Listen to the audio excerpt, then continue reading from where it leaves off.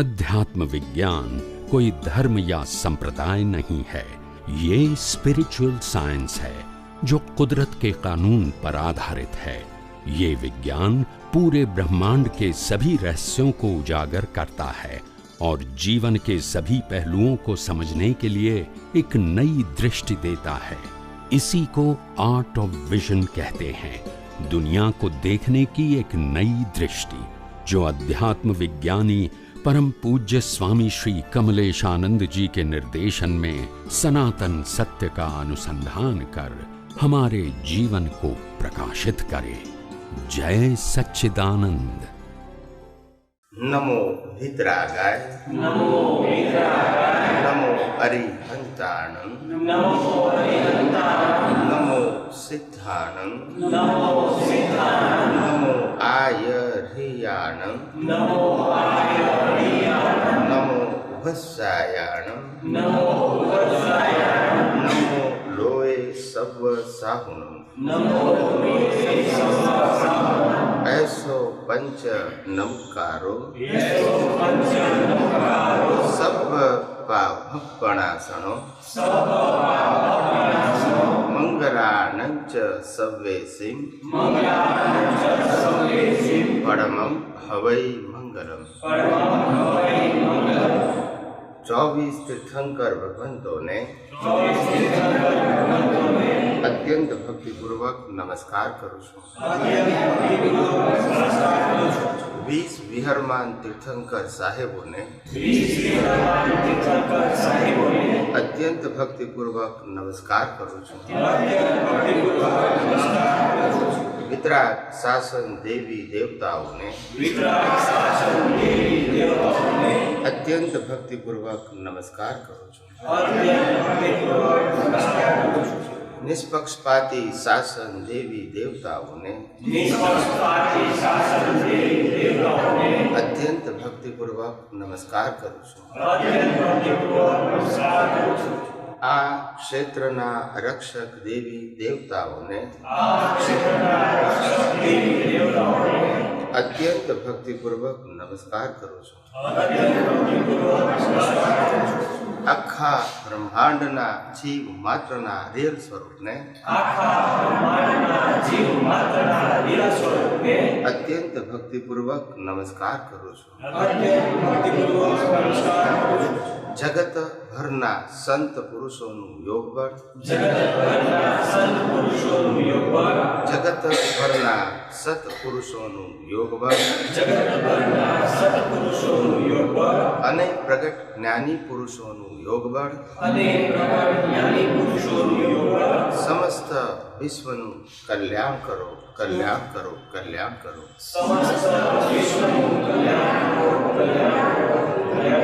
અને કલ્યાણ કરવાનું નિમિત્ત બનવાની અમ સૌ મહાત્માઓને પરમ શક્તિ આપો, શક્તિ આપો, શક્તિ આપો। જગતના સર્વ જીવો સુખ અને શાંતિને પામો, જગતના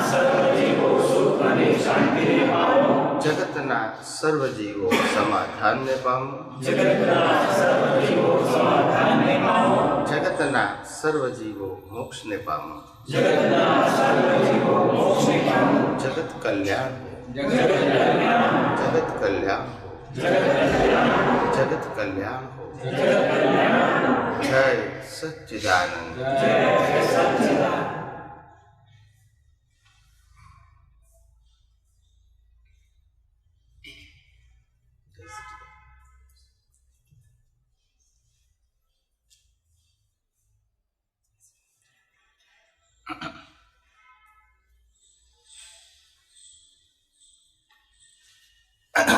સવારે ઘણી બધી પાયાની વાતો થઈ હતી અને એ પાયાની વાતમાં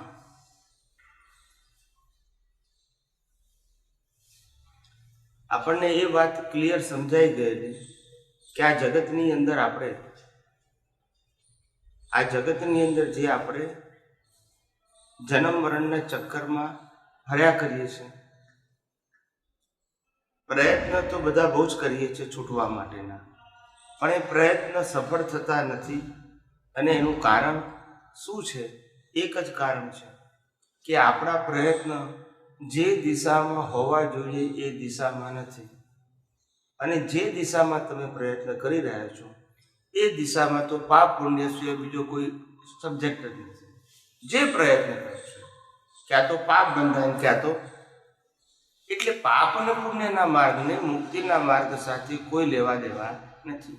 મુક્તિનો માર્ગ એ પાપ અને પુણ્યથી મુક્ત થવાનો છે. અને પાપ પુણ્ય બંધાવાનું કારણ અજ્ઞાન છે. શું છે? ધર્મની આરાધના એ પાપ અને પુણ્ય માટે કરવાની હોય તો એ ધર્મથી મુક્તિ નથી. ધર્મની આરાધના અજ્ઞાન કાઢવા માટે કરવાની હોય તો મુક્તિ છે. કારણ કે અજ્ઞાનથી પાપ પુણ્ય છે. અને એ ધર્મ પણ જો પાપ પુણ્ય શીખવાડતો હોય તો પછી અજ્ઞાન અને ધર્મ બંને શું થઈ ગયું? સરખા થઈ ગયા. દુનિયાનો કોઈ ધર્મ એવો હોઈ શકે કે જે પાપ પુણ્ય સિવાયની વાત કરે? કોઈ પણ ધર્મ એવો હોય કે પાપ પુણ્ય સિવાયની વાત કરે? બધા પાપ પુણ્યની વાત કરે છે. આમ કરવાથી પાપ ને આમ કરવાથી પુણ્ય, આમ કરવાથી ધર્મ, આમ કરવાથી અધર્મ, આ જ વાત કરે છે. જો પાપ પુણ્યની વાત કરવાની હોય ને પછી એમાં મુક્તિનો શબ્દ જોડવાનો હોય તો એનો અર્થ નથી. મુક્તિને અજ્ઞાન સાથે સંબંધ છે. અને અજ્ઞાનને કારણે રાગ દ્વેષ થાય છે અને પાપ પુણ્ય થાય છે. અજ્ઞાન કાઢવું એ મુક્તિનો માર્ગ છે. પાપ પુણ્ય એ મુક્તિનો માર્ગ, એ સંસાર ચલાવવાનો માર્ગ છે. શું છે? તમારે સંસાર સારી રીતે ચલાવવો હોય, સુખ સગવડ જોઈતી હોય, સુવિધા જોઈતી હોય, સાહેબી જોઈતી હોય, દેવલોકમાં જવું હોય અને પુણ્ય ઉપાર્જન કરવાની વાત કરતા હોય તો બરાબર છે. એમાં આપણે ખોટી કહેતા, પણ તમે કહો મોક્ષે જવા માટે પાપ પુણ્ય જરૂરી છે તો એ બરાબર નથી. માટે માર્ગ જે સમજ્યા છીએ આપણે મુક્તિનો, એ માર્ગની પાયામાં ભૂલ છે. પાયામાં એટલે આપનારની ભૂલ નથી, આપણી સમજવામાં ભૂલ છે. વિતરાગ પુરુષોએ ક્યારે પાપ પુણ્યનો માર્ગ આપ્યો નથી, પણ આપણે એમના માર્ગને પાપ પુણ્યના માર્ગ ઉપર લઈ ગયા એ આપણી ભૂલ છે. એમને ક્યારે પાપ પુણ્યની વાત કરી નથી. પણ આ બધું કાળને આધીન અને પરંપરાને આધીન મૂળ સત્વ અને તત્વ એ બધા ખલાસ થઈ ગયા કાળક્રમને કારણે. અને પછી પરંપરાગત માર્ગ જીવતો રહ્યો. પરંપરાગત, જેને કારણે લોકો મુક્તિનો સાચો માર્ગ શું છે, એનું પાયાનું તત્વ શું છે એ સમજી જ ના શકે. એટલે વાત સમજવા જેવી છે.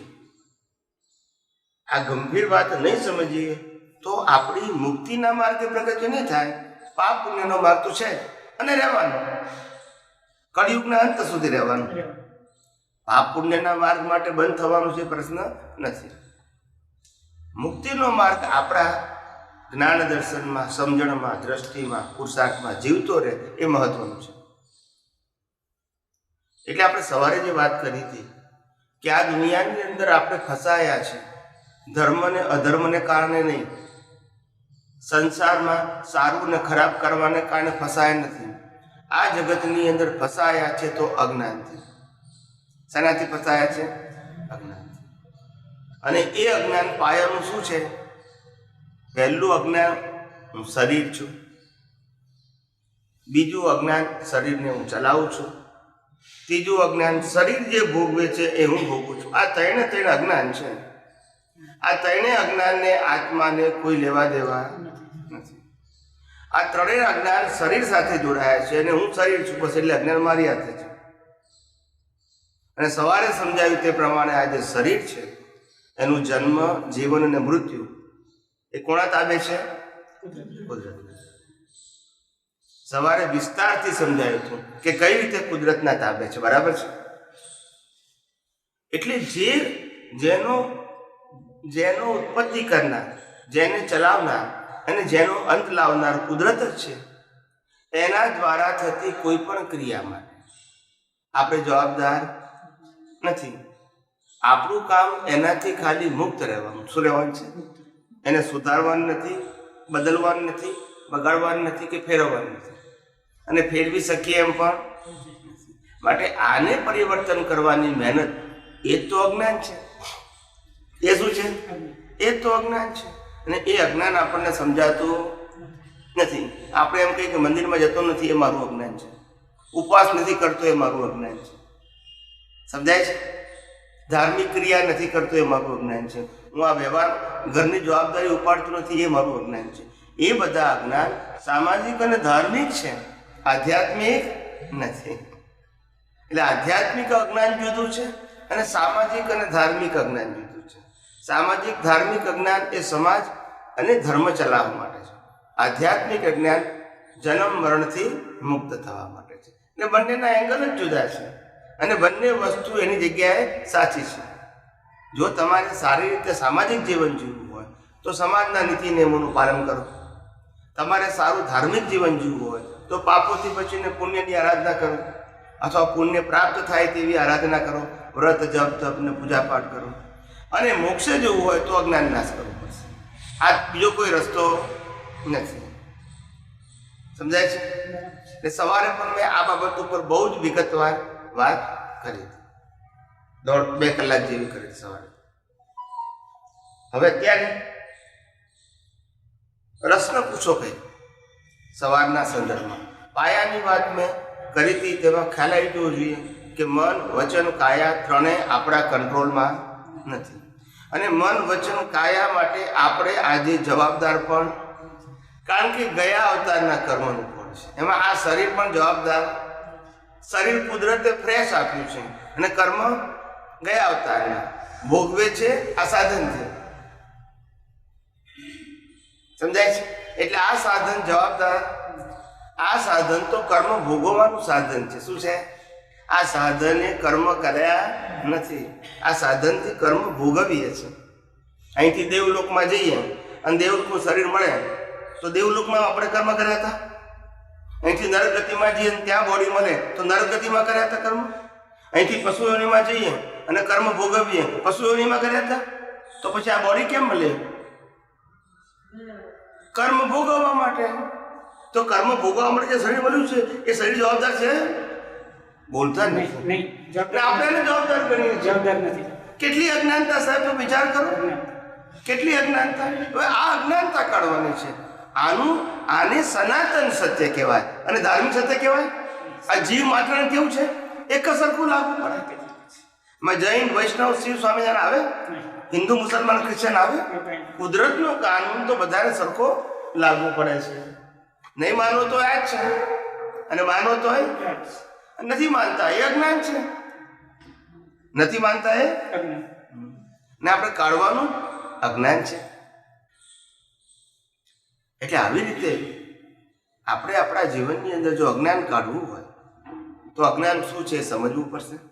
અને અજ્ઞાન કાઢવા માટે વિજ્ઞાન એટલે કે સનાતન સત્યની જરૂર છે, કુદરતી કાનૂનની જરૂર છે, 6 તત્વોને સમજવાની જરૂર છે. આ ધાર્મિક ક્રિયા સમજવા માટે સમજીને અજ્ઞાન જશે નહીં, એનાથી પાપ પુણ્યનો માર્ગ જુદો રહેશે. એટલે હવે જે કંઈ પ્રશ્ન પૂછવા હોય એ પૂછો તો એને જવાબ આપો.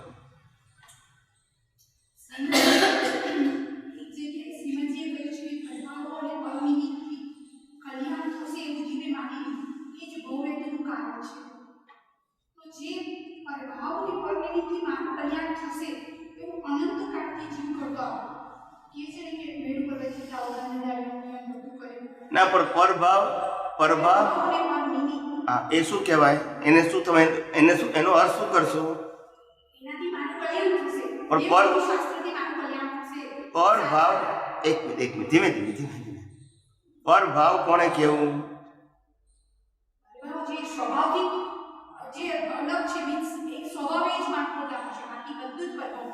અને પર નિમિત્ત કોણે કેવું?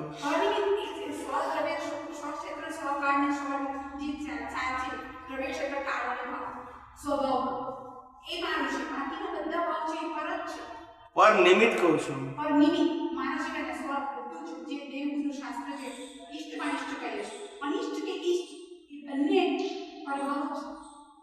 હું નિમિત્ત પૂછું છું. સમજાવો કઈ વાત નહીં, આટલું બધું વર્ણન કરવું ખરી? સિમ્પલ સમજાવો. આ પર નિમિત્ત છે અને આના માટે કરેલો ભાવ એ પરભાવ છે. સમજી ગયા? આ સ્વય નથી અને સ્વના માટે ભાવે નથી. સમજી ગયા? લાંબુ કરવાની જરૂર નથી. પ્રકૃતિ એ પર નિમિત્ત છે અને પ્રકૃતિ માટે કરેલો ભાવ એ પરભાવ છે. એ સ્વ માટે નથી.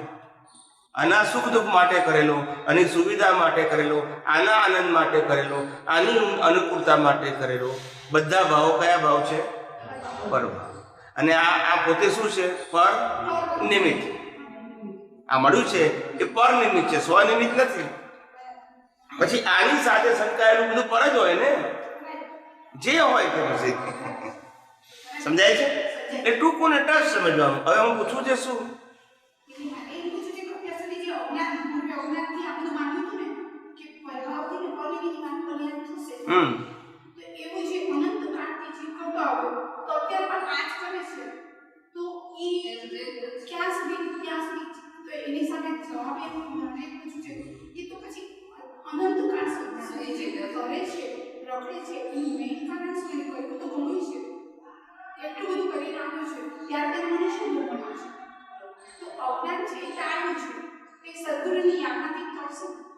નહીં, હજુ અજ્ઞાન જ સમજો નથી ને.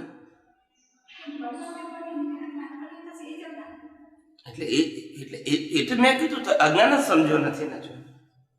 હજુ સુધી પોતે અજ્ઞાન કોને કહેવાય એ તો સમજો નથી. મેં પહેલા તો કીધું કે અજ્ઞાનથી તો બંધાયા છે. અજ્ઞાનથી જ રાગદ્વેષ છે ને પાપ પુણ્ય છે, કર્મ છે ને જન્મ મરણ છે. અજ્ઞાન નથી તો રાગદ્વેષ નથી, કર્મ નથી, જન્મ મરણ નથી. અજ્ઞાન આ શરીરથી હું છું એ પહેલું અજ્ઞાન. આ શરીરને હું ચલાવું છું તે બીજું અજ્ઞાન. ને શરીર ભોગવે છે, હું ભોગવું છું, આ ત્રીજું અજ્ઞાન. આ ત્રણ અજ્ઞાનથી જ કર્મ બંધાય છે. પણ આ કાઢવું કઈ રીતે? અને કાઢવું કઈ રીતે? જે રીતે ફિટ કરે છે જે રીતે જ કરે. એવું નહીં. આ હું નથી, હું ચલાવતો નથી, અથવા આ જે ભોગવે છે હું ભોગવતો નથી, તો પછી અને બનાવ્યું કોણે? ચલાવે છે કોણ?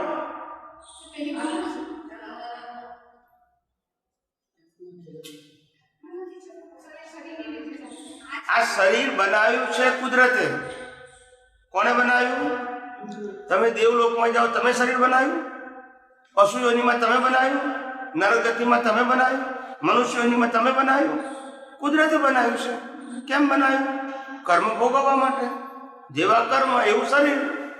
સાધન વગર કર્મ ભોગવાય? તમે પુણ્ય કર્યું ને મહેલ જેવું મકાન આપે, કુદરત આપે છે. અઢળક સંપત્તિ આપે, કુદરત આપે છે, કારણ કે તમારું પુણ્ય. અને ભયંકર દુઃખ આપે છે, એ પણ પાપ, પણ એ કુદરત આપે છે. આપણે ઊભું ના કરી શકીએ, આપણે પાપ પુણ્ય કરી શકીએ. ફળ કોણ આપે? કુદરત. કોણ આપે? મેં કર્મ બાંધી આવું, હું નક્કી કરું કે મારે ક્યાં જવાનું છે. બોલતા નથી. નહીં, એવું નહીં. એટલા સમજો, આપણી પાસે કુદરતે કર્મ બાંધવાની સ્વતંત્રતા આપી છે, પણ કર્મ ભોગવાની સ્વતંત્રતા આપણી પાસે નથી. માટે એના બધા જ સંજોગો શરૂઆતથી અંત સુધી કુદરત આપશે કર્મ ભોગવવાના. એમાં આપણી પાસે કોઈ સ્વતંત્રતા નથી. અને આ શરીર એ કર્મ ભોગવવાનું સાધન માત્ર છે. તો આ ચેતન છે. તો હું તો આની જ વાત કરું છું અત્યારે. અંદરની વાત કરી જ નથી મેં. એટલે હું આની જ વાત કરું છું કે આ કોણે બનાવ્યું, કોણે ચલાવ્યું, કોણનો અંત લાવે છે. હું એની જ વાત કરું છું અત્યારે. હજુ આત્માની વાત મેં શરૂઆત કરી જ નથી. હું આની જ વાત કરું છું. આપણે અજ્ઞાનની વાત કરવી છે અત્યારે. સમજાય છે? એ નહીં નીકળે તો પછી અહીં કેમનું પહોંચીશું આપણે? એટલે પહેલું આને સમજો. આને દર્શન કહેવાય, આને જ્ઞાન કહેવાય. હું કોણ છું એને જ્ઞાન કહેવાય. અને મારા સિવાયની જે દુનિયા છે એમાં મન વચન કાયા પણ આવી ગયા અને 5 ઇન્દ્રિયોથી અનુભવાથી સમગ્ર સૃષ્ટિ આવી ગઈ. એને દર્શન કહેવાય. પછી એ સમ્યક ને મિથ્યા હોઈ શકે. સમ્યક જ્ઞાન ને સમ્યક દર્શન, કાં તો મિથ્યા જ્ઞાન ને મિથ્યા દર્શન. ખ્યાલ આવી ગયો? એટલે જ્ઞાન દર્શન આપણું સમ્યક જોઈએ. પછી આધ્યાત્મ માર્ગની શરૂઆત થાય. આપણી પાસે મિથ્યા છે, હું આત્મા છું એવું જ્ઞાન છે, દર્શન નથી આપણી પાસે. શું નથી? દર્શન નથી. દર્શનમાં આજે અજ્ઞાન છે, આપણને ખબર જ નથી. આ શરીર હું છું એ જતું જ નથી. શ્રીમદ રાજચંદ્રજીએ પોતે પણ કીધું, જે પદ શ્રી સર્વજ્ઞ દીઠું જ્ઞાનમાં કહી શક્યા નહીં, પણ તે શ્રી ભગવાને જો તે પરમ પદ પ્રાપ્તિનું કર્યું ધ્યાન મેં. ખ્યાલ આવ્યો? તો પણ નિશ્ચય રાજચંદ્ર મને રહ્યો, પ્રભુ આજ્ઞાએ થાશું તે સ્વરૂપ. આવ્યું કે નહીં? ત્યાં ખબર પડે છે ને તમને? તો પણ નિશ્ચય રાજચંદ્ર મને. અન્નમ અજ્ઞાન કહેવાય. છૂટે દેહાધ્યાસ તો નહીં કરતા તું કર્મ, નહીં ભોગતા તું દેહનું એ જ ધર્મ. દેહાધ્યાસ, હું રાજચંદ્ર છું એ દેહાધ્યાસ. ભલે એ જ્ઞાની હતા, વૈરાગી હતા, પણ રાજચંદ્ર છે 100% ગયું એટલે એટલો દેહાધ્યાસ બાકી ગયો. એ પૂજનીય છે, વંદનીય છે, જ્ઞાની છે, પણ જે ભાગ કાચો છે તો કાચો કહેવો પડે ને. આપણે એમના ઉપરથી દાખલો શું લેવાનો છે કે આપણે સંપૂર્ણ દેહાધ્યાસ ખલાસ કરવાનું છે. આ દાખલા ઉપરથી આપણે સમજવાનું છે. એમની ભૂલ જોવા માટે દાખલો લેવાનો નથી, આપણી ભૂલ 100% કાઢવા માટે છે.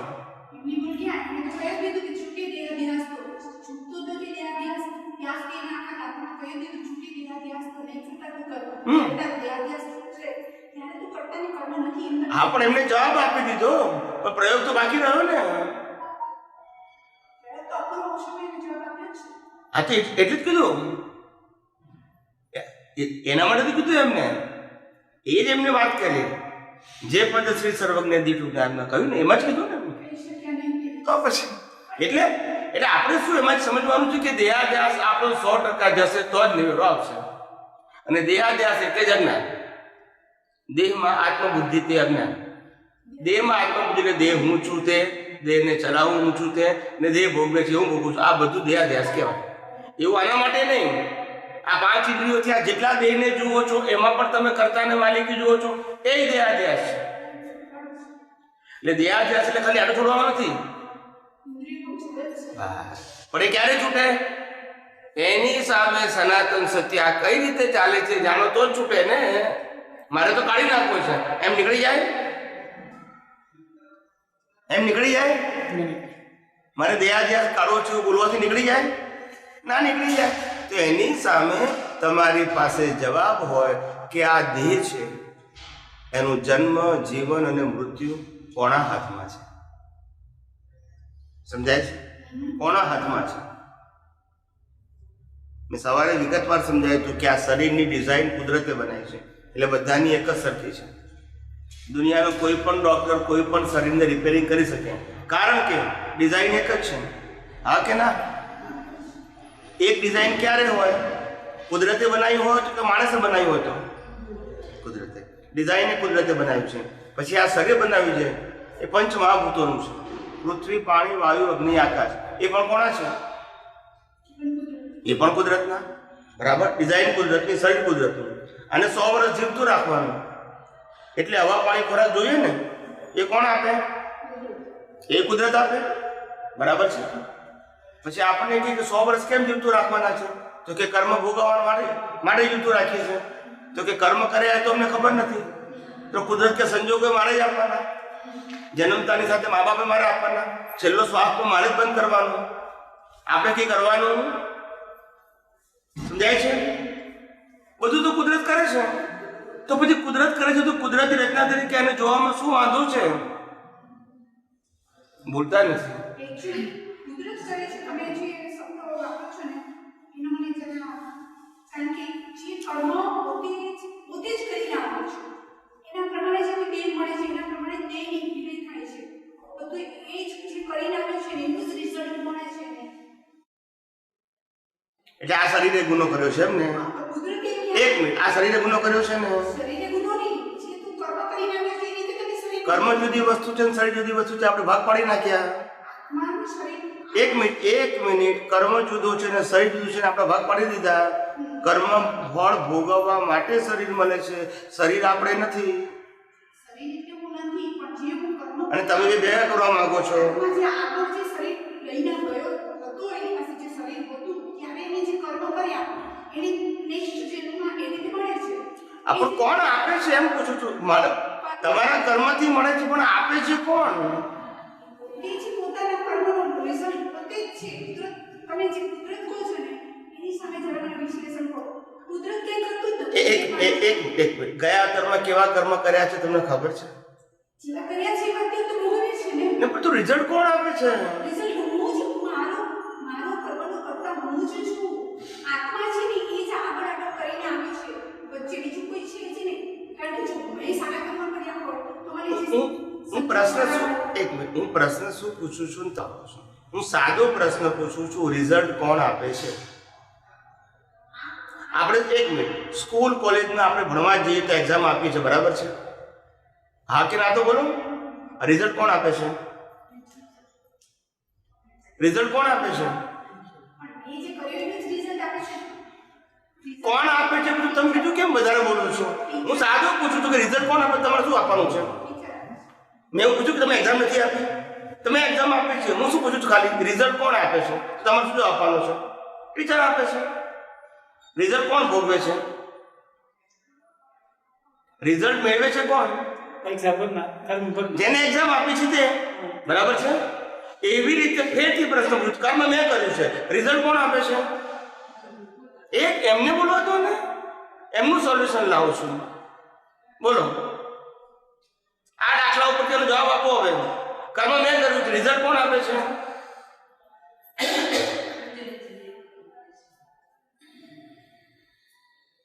આટલી વાર કેમ લાગે છે?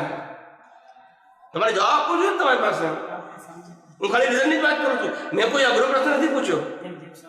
અહીંયા બેઠેલા બધાને ખબર પડતી પ્રશ્ન સિમ્પલ છે, પણ તમારી પાસે જવાબ કોઈ છે નહીં. અહીંયા ખબર પડી ગઈ કે સ્કૂલમાં ભણ્યા હતા, એક્ઝામ આપી હતી, રિઝલ્ટ ટીચર આપ્યું. અહીંયા ખબર નથી પડતી. કેટલું અઘરું લાગે છે?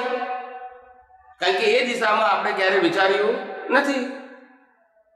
પછી શું થાય? વિચાર્યું જ નથી તો પછી સમજાય છે મારી ભાઈ? કર્મ એ આપણે કરવાના, કર્મ ભોગવવાના આપણે, બરાબર છે? પણ કર્મનું રિઝલ્ટ આપનારો કુદરત છે. કુદરતને ખબર છે તમે કેવા કર્મ કર્યા છે ને એનું શું ફળ આપવાનું એ કુદરત નક્કી કરે છે. એટલે એને કુદરતનો કાનૂન કહેવાય છે, કે જે રામકૃષ્ણ મહાવીરને પણ છોડતો નથી. પોતે નક્કી ના કરે કે આ કર્મનું મારે આ ફળ જોઈએ છે. પોતે નક્કી કરે કે મારે આ કર્મનું ફળ નરક જોઈએ, એ નક્કી કરે. એક મિનિટ. એટલે કે રિઝલ્ટ આપનારો એવો હોવો જોઈએ કે જે તટસ્થ, કે જે જીવ માત્રને એક જ સરખું રિઝલ્ટ આપે. એ તીર્થંકર હોય કે ચક્રવર્તી હોય કે વાસુદેવ હોય કે પ્રતિવાસુદેવ હોય, સામાન્ય માણસ હોય, પણ રિઝલ્ટ કેવું આપે બધાને? તો તટસ્થ હોય એ રિઝલ્ટ આપે, અને પાછું કાનૂન પ્રમાણે આપે. એની મરજીથી નહીં, એની કાનૂન પ્રમાણે કે ભાઈ આ ગુનાનું આ ફળ, એ પ્રમાણે સંજોગ આપે. આપણને તો ખબર નથી 1 કલાક પછી શું થવાનું છે, ખબર છે? આપણને નથી ખબર, પણ એને ખબર છે. રિઝલ્ટ એને આપવાનું છે. આપણે તો એક્ઝામ આપી દીધી છે, રિઝલ્ટ એને આપો. સંજોગો એને જ ઊભા કરવાના. ચોર પણ એ ભેગો કરશે ને સાહુકાર પણ. આપણે ખરાબ રસ્તે જવાના હોઈશું તો ખરાબ માણસો પણ એ જ ભેગા કરશે, ને સારા રસ્તે જવાનું સારા માણસો પણ એ જ ભેગા કરશે. કારણ કે કર્મફળ એમાં પસંદગી. સમજાય છે મારી વાત? એટલે કર્મ અને કર્મફળ આ બે વસ્તુ સમજ્યા. હવે એની તમને આગળની વાત સમજાવું. તમારી માન્યતામાં કર્મ શરીર કરે છે ને એ ભ્રાંતિ છે, અને શરીર ભોગવે છે તે ભ્રાંતિ છે. ક્યારેય કર્મ શરીર કરતું નથી. કર્મ ભાવથી બંધાય છે. શેનાથી બંધાય છે? હાથ પગ હલાયા વગર, મોઢું ચલાયા વગર, આંખો ખોલ્યા વગર પણ નરક ગતિના કર્મ બાંધી શકાય. યસ કે નો? ના, એટલે સમજાવું છું, ખાલી દ્રષ્ટાંત તો છે. એટલે કર્મ બાંધવું એ શરીર કે મન વચન કાયની કન્ડિશન નથી, ભાવ છે. એટલે પેલા પ્રિન્સિપલ સમજો. કર્મ ભાવથી બંધાય છે. કર્મ ભોગવાય છે પણ ભાવથી. અહીંયા બાંધેલા ભાવથી આ ભોગવે છે. શરીર નથી ભોગવતું, શરીર તો સાધન છે. આ મકાન કર્મ ભોગવે તો આ જળ છે ને આ જળ છે. આને બાળવાનું છે અને આને તોડવાનું છે, બે જળ છે. સમજાય છે? એટલે કર્મ જળ કોઈ કર્મ ભોગવે, જળ કર્મ બાંધે. એટલે કર્મ બાંધનારો છે ભાવ સત્તા, અને એ જ ભાવ સત્તા વાળો અહીંનો ભાવ એ અહીંનું રિઝલ્ટ આવે છે. એટલે ભોગવે છે પણ થ્રુ બોડી, મા બાપ દ્વારા, ભાઈ બહેન દ્વારા, પતિ પત્ની દ્વારા, સગાવાલા દ્વારા, શુભ અને અશુભ સંજોગો દ્વારા, આ બોડી દ્વારા એ અંદરનો જેને ભાવ કર્યો છે ને, અહીંયા આગળ ચાર્જ છે, અહીંયા ડિસ્ચાર્જ થઈ ગયો. પણ એ જ બીજો નહીં, જેને ભાવ કર્યો હતો તે જ અહીંયા છે, પણ અહીંયા ચાર્જ રૂપિયો હતો ગયા અવતારમાં, આ અવતારમાં ડિસ્ચાર્જ રૂપિયો છે. એ ભોગવે છે, આ નથી ભોગવતો. આ તો સાધન છે, આ બધું પણ સાધન છે, આ સાધન છે, બંગલા મોટર ગાડી સાધન છે, એના દ્વારા ભોગવીએ છે. પણ એ કર્મ ભોગવાનું સાધન છે, એવું આ પણ કર્મ ભોગવવાનું સાધન છે. ભોગવનારો અંદર છે, બાંધનારો પણ અંદર, ભોગવનારો અંદર. અને આ બાંધનાર અને ભોગવનારાથી મૂળ આત્મા જુદો છે. એ બાંધતો નથી અને ભોગવતો નથી. એની હાજરીથી બંધાય છે, એની હાજરીથી ભોગવાય છે. આત્મા ના હોય તો કર્મ ભોગવાય પણ ના, આત્મા ના હોય તો કર્મ બંધાય પણ નહીં. પણ આ વસ્તુ ખબર નથી, બાંધનારો કોણ છે એ ખબર નથી. આ જ કર્મ બાંધે છે એવું નક્કી કર્યું છે આપણે. કેટલા અવતાર છે ખ્યાલ આવે? સમજાય છે? પછી આપણે કહીએ કે ભાવ, એટલે પાછા બીજા ભાવ ઉપર આવે, પણ એ ખબર નથી ભાવ કોણ કરે છે. ભાવ કરીને કહેવાય શું એ ખબર નથી. નથી ખબર એટલે એ જ અજ્ઞાન છે ને. આપણે બધા જવાબો રેન્ડમ જાણ્યા છે. કેવા? અધરતા. કોઈ આપણને પૂછે કે ભાઈ શરીર કર્મ ભોગવાનું સાધે છે, ખબર પડી ગઈ તો કે આત્મા કર્મ બાંધે છે, તો કે ના. તો ભાઈ કર્મ કોણ બાંધે છે? તો કે ભાવ. ભાવ કોણ કરે છે? તો કે તો ખબર નથી. બસ એટલે પછી તમારી વાતો અધરતા છે, સાંભળેલી છે, તમે સિદ્ધાંત સમજ્યા નથી. ત્રણેયના જવાબ જોઈએ. આત્મા શું છે? કર્મ ભોગવનાર શું છે? કર્મ બાંધનાર કોણ છે? ત્રણેયના ટાઇટલ જોઈએ. શું જોઈએ? કારણ કે ત્રણે જુદા છે. કેવા છે? ત્રણે કેવા છે? સમજાય છે? એટલે કર્મ બાંધનારું શરીર, કર્મ ભોગવનારું શરીર છે. કર્મ બાંધનારું પ્રતિષ્ઠિત આત્મા છે, જે પ્રતિષ્ઠા કરે છે. રાગ, દ્વેષ, અજ્ઞાનની શું કરે છે? પ્રતિષ્ઠા કરે છે. કસાય, ક્રોધ, માન પ્રતિષ્ઠા કરે છે. એને પ્રતિષ્ઠિત આત્મા કહેવાય. શું કહેવાય? આપણે આ મૂર્તિમાં પ્રતિષ્ઠા નથી કરતા. આપણે પથ્થર મોકલી આપીએ સોમપુરાને, પછી આપણે જેવી કહીએ એવી મૂર્તિ, પછી એ મૂર્તિને ભગવાન ના માનીએ, સોમપુરાને ત્યાં પડ્યું હતું, પછી આપણે એને મંદિરમાં સ્થાપીએ, પછી એને પ્રતિષ્ઠા કરીએ, ત્યાર પછી લોકો ભગવાન માને. બરાબર છે? એટલે ભગવાનની પ્રતિષ્ઠા કરીએ છીએ. એવી રીતે આપણે અહીંયા કર્મની પ્રતિષ્ઠા કરીએ છીએ. અને રાગ, આના માટે રાગ, આના માટે દ્વેષ, આના માટે ક્રોધ, માન, માયા, લોભ, આ બધી શું કરીએ છીએ? પ્રતિષ્ઠા કરીએ છીએ. જેનું એક નામ છે કર્મ. એ કર્મનું કુદરત શું આપે છે? ફળ. અને ફળ ભોગવવા માટે શરીર કોણ આપે છે? કુદરત. હવે સમજાયું? પ્રકૃતિ, પ્રતિષ્ઠિત આત્મા અને પરમાત્મા, ત્રણ વસ્તુ છે. પરમાત્મા કર્મ બાંધતો નથી, કર્મ ભોગવતો નથી, પણ કુદરતનો કાનૂન એવો છે કે જે આત્માની હાજરીમાં કર્મ બંધાય એ જ આત્માની હાજરીમાં કર્મ ભોગવવા પડે. આત્મા બીજો, એટલે આ જ આત્માની હાજરીમાં નરગતિના બાજ્યા તો આત્માને પણ નરગતિમાં જવું પડે. કારણ કે આત્માની હાજરીમાં કર્મ ભોગવાય પણ. એટલે આ બધું સમજવું પડે બેન. અધરતા સમજીએ તો જવાબ નહીં મળે. પછી ખ્યાલ? મેં આ શ્રીમદ રાજચંદ્રની આત્મસિદ્ધિ 13 વર્ષે વાંચી કાઢેલી. વચનામૃત ને બધું છે 13 વર્ષે. કેટલા વર્ષે? સમજાય છે? પણ આપણે વાસ્તવિકતા ના સમજી શક્યા. શું ના સમજી શક્યા? વાસ્તવિકતા. એટલે 3 વસ્તુ છે, પણ આપણે 3 વસ્તુ સમજી શક્યા નહીં. એટલે અત્યાર સુધી આ પઝલ રહ્યું. હજુ સુધી હિન્દુસ્તાનમાં કોઈને ખબર નથી કે કર્મ કોને કહેવાય ને કર્મ ફળ કોને કહેવાય. એની વ્યાખ્યા નથી કર. બધું ગોળ ગોળ. એમ બી કે કર્મ ભોગવે છે અને કર્મ બાંધે છે ના સમજાય. આ જ વ્યાખ્યા ચાલે છે. એક બાજુ કે તમે ખરાબ કરો, એક બાજુ તમે દુઃખ ભોગવો છો તો કે તમારા કર્મનું ફળ, એક બાજુ કે તમે પૂજા કરો છો તો તમારું કર્મ છે. સમજાય છે? એક જ વ્યક્તિ કર્મ ભોગવે છે અને કર્મ બાંધે છે. કરો ખરેખર આવું નથી. આનું કામ કર્મ ભોગવવાનું છે, બાંધવાનું કામ અંદર છે. પણ લાઈન ઓફ ડિમાર્કેશન પડતી નથી ને કોઈ જગ્યાએ, બધું જ ભેગું હું થઈ જાય છે. એટલે બચારો સામાન્ય માણસ તો કન્ફ્યુઝ છે, એને ખબર જ નથી. કર્મ ભાવથી બંધાય છે અને ભાવ પ્રતિષ્ઠિત આત્મા કરે, પ્રકૃતિ ના કરે. આનું કામ કર્મ ભોગવવાનું છે. આનું આયુષ્ય ફિક્સ છે, લઈને આવ્યો છે. જેટલા કર્મ છે એટલું આયુષ્ય છે, અને જેવા કર્મ પતી જાય આયુષ્ય કર્મ પતી ગયું, બાળી નાખવાનું. કર્મ તો અંદર બંધાયા, જેવા બાજુ આવે તો બાજુ, કારણ કે ભાવ કરવાનું છે. ક્રિયા કરવા માટે સંજોગ જોઈએ, ભાવ કરવા માટે ના જોઈએ. ભાવ કરવા માટે તમારું જ્ઞાન દર્શન જોઈએ. જેવું જ્ઞાન દર્શન એવા ભાવ. ચોરી કરનારો ચોરી ના કરવાના ભાવ કરી શકે, અને ચોરી ના કરનારો કરવાના ભાવ કરી શકે. બરાબર છે. સંસારી માણસ ત્યાગના ભાવ કરી શકે, અને ત્યાગી માણસ સંસારના ભાવ કરી શકે. એટલે બહારના આધારે કર્મ બંધાય છે એવું નક્કી કે જરૂરી પણ નથી. બંને વસ્તુ શું છે? જુદી છે. આ પેલા સમજવું પડે. કર્મ બાંધનારો જુદો, કર્મ ભોગવનારો જુદો, અને આત્મા જુદો. આત્મા તો કેટાલિસ્ટ છે, ઉદ્દીપક. એ કશું કરતો પણ એ ના હોય તો કર્મ બંધાય પણ, અને એ ના હોય તો કર્મ ભોગવાય પણ. આ મળદું આપણે મૂકી રાખીએ 6 મહિના તો કર્મ ભોગ્યું કહેવાય? ના કહેવાય. કારણ કે શું નથી? આ મળદાને બાળી નાખીએ તો કર્મ ભોગ્યું કહેવાય? જડ. એટલે તો સાહેબ શ્રીમદ રાજેન્દ્રજીએ કીધું છે ને. ના, હવે એક મિનિટ, અમને પેલા મને પ્રશ્ન બાકી છે. હા, બોલો પ્રભુ. આવી ગયું? Okay okay. ના, એ તો મારી લિંક હતી ને, મારી લિંક ના તૂટે એટલા માટે પ્રભુ.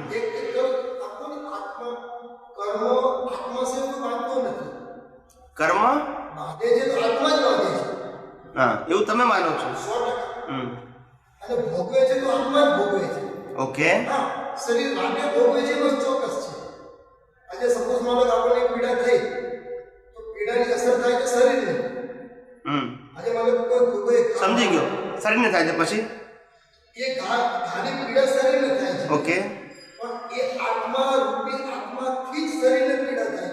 જો આત્મા નથી તો શરીરને પીડા થવાની જ નથી. બોલો, સમજી ગયો. અને પછી એટલો શરીર તો ક્યારે કર્મ બાંધતું જ નથી. આત્મા કર્મ બાંધે અને આત્મા કર્મ ભોગવે. જે બાંધે એક મિનિટ ધીમે ધીમે બોલો. આત્મા જ કર્મ બાંધે અને આત્મા જ કર્મ ભોગવતો તો સિદ્ધ ક્ષેત્રમાં કર્મ કેમ ના બાંધે?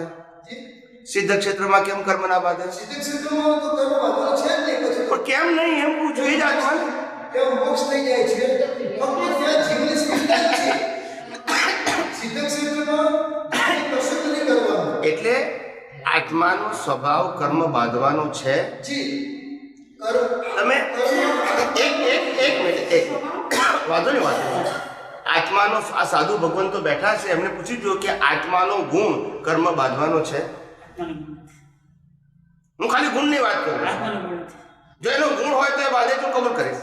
પ્લીઝ આત્મા નથી કર્મ કોણ બાંધે છે?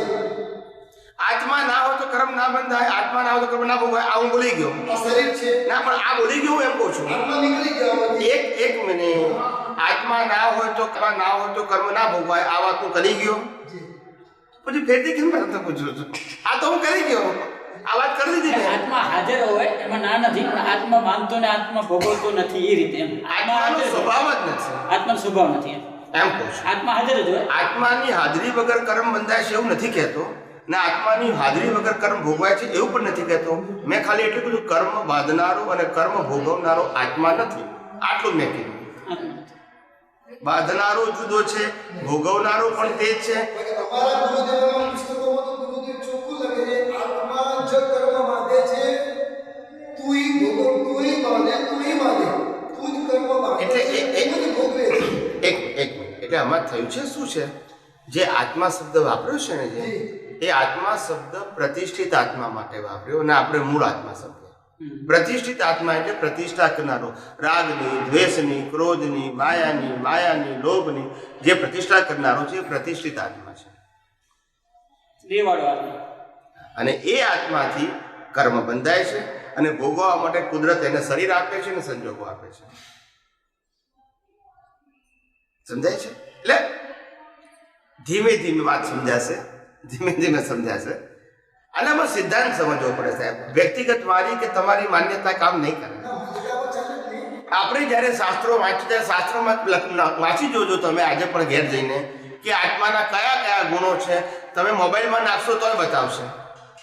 તમારા મોબાઈલમાં બતાવશે આત્માના કયા કયા ગુણો, પછી તમારે સમજી લેવાનું. પછી શાસ્ત્ર વાંચશો એમાં પણ લખેલું છે. પછી આપણે ગુણ જ નથી તો પછી તમે કઈ રીતે માનશો? જો એમ લખ્યું હોય કે આત્માનો ગુણ કર્મ બાંધવાનું ભોગવવાનું છે તો હું માનીશ કે કર્મ બાંધવા ભોગવવાનું છે. હું ગુણ કહું છું, ખ્યાલ આવી ગયો? હવે કોઈ વ્યક્તિએ પ્રતિષ્ઠિત આત્મા તરીકે આત્મા શબ્દ વાપરો છો તો હું શું કરી શકું? મારે થોડું ને ખોટા કહેવાનું છે. મારું કામ તમને જેમ છે તેમ સમજાવવાનું છે. કોઈએ ભૂલ કરી એ મારો વિષય નથી. મારું તમને જેમ છે તેમ સમજાવવાનું છે. અને આનાથી ઉકેલ આવશે, પેલાથી ઉકેલ આવશે. મહત્વની વસ્તુ ઉકેલની છે. ઉકેલ આવે એટલે હું ખાસ કરીને બોલું છું, જગતના સર્વ જીવો સુખ અને શાંતિને પામે, સમાધાનને પામે, પછી મોક્ષને પામે. સમાધાન ના થાય તો મોક્ષ જ ક્યાં થાય? કેવી રીતે થશે? મને જ કન્ફ્યુઝન છે તો રસ્તો કેમ ન મળશે? એટલે વાતને સમજવી પડશે ભાઈ. આ બધી વાતો જૈન ધર્મની, વેદાંત, જૈન ધર્મના આગમની વાતો, વેદાંતની, ગીતાની, બધા ધર્મોનો મેં અભ્યાસ કર્યો છે. અને બધા ધર્મોનો અભ્યાસ કર્યા પછી હું તારણ રૂપે તમને આ વાત કરું છું. અને અત્યારે મારું દર્શન છે. હવે આ નોલેજ નથી. એટલે હું કશું વાંચીને ચોપડીમાંથી જોઈને કે ગોખીને આવું છું એવું નથી. હવે આ મારું દર્શન થઈ ગયું. દર્શન એટલે સૈદ્ધાંતિક, એ ક્યારે બદલાય નહીં. પણ કયા સિદ્ધાંતો? આ જગતના સનાતન સત્યના, મારા પોતાના નહીં. મારા પોતાના હોય તો વ્યૂ પોઈન્ટ કહેવાય. શું કહેવાય? પણ કુદરતના કાનૂન જે ખુલ્લા થઈ ગયા એને હું દર્શન કહું છું. અને એ જીવ માત્ર માટે એક સરખા લાગુ પડે છે. પછી નાત જાત ધર્મ ભેદ રહેતો. આખી દુનિયા કુદરતના કારણથી ચાલે છે. સવાર થાય, રાત થાય, ખ્યાલ આવ્યો?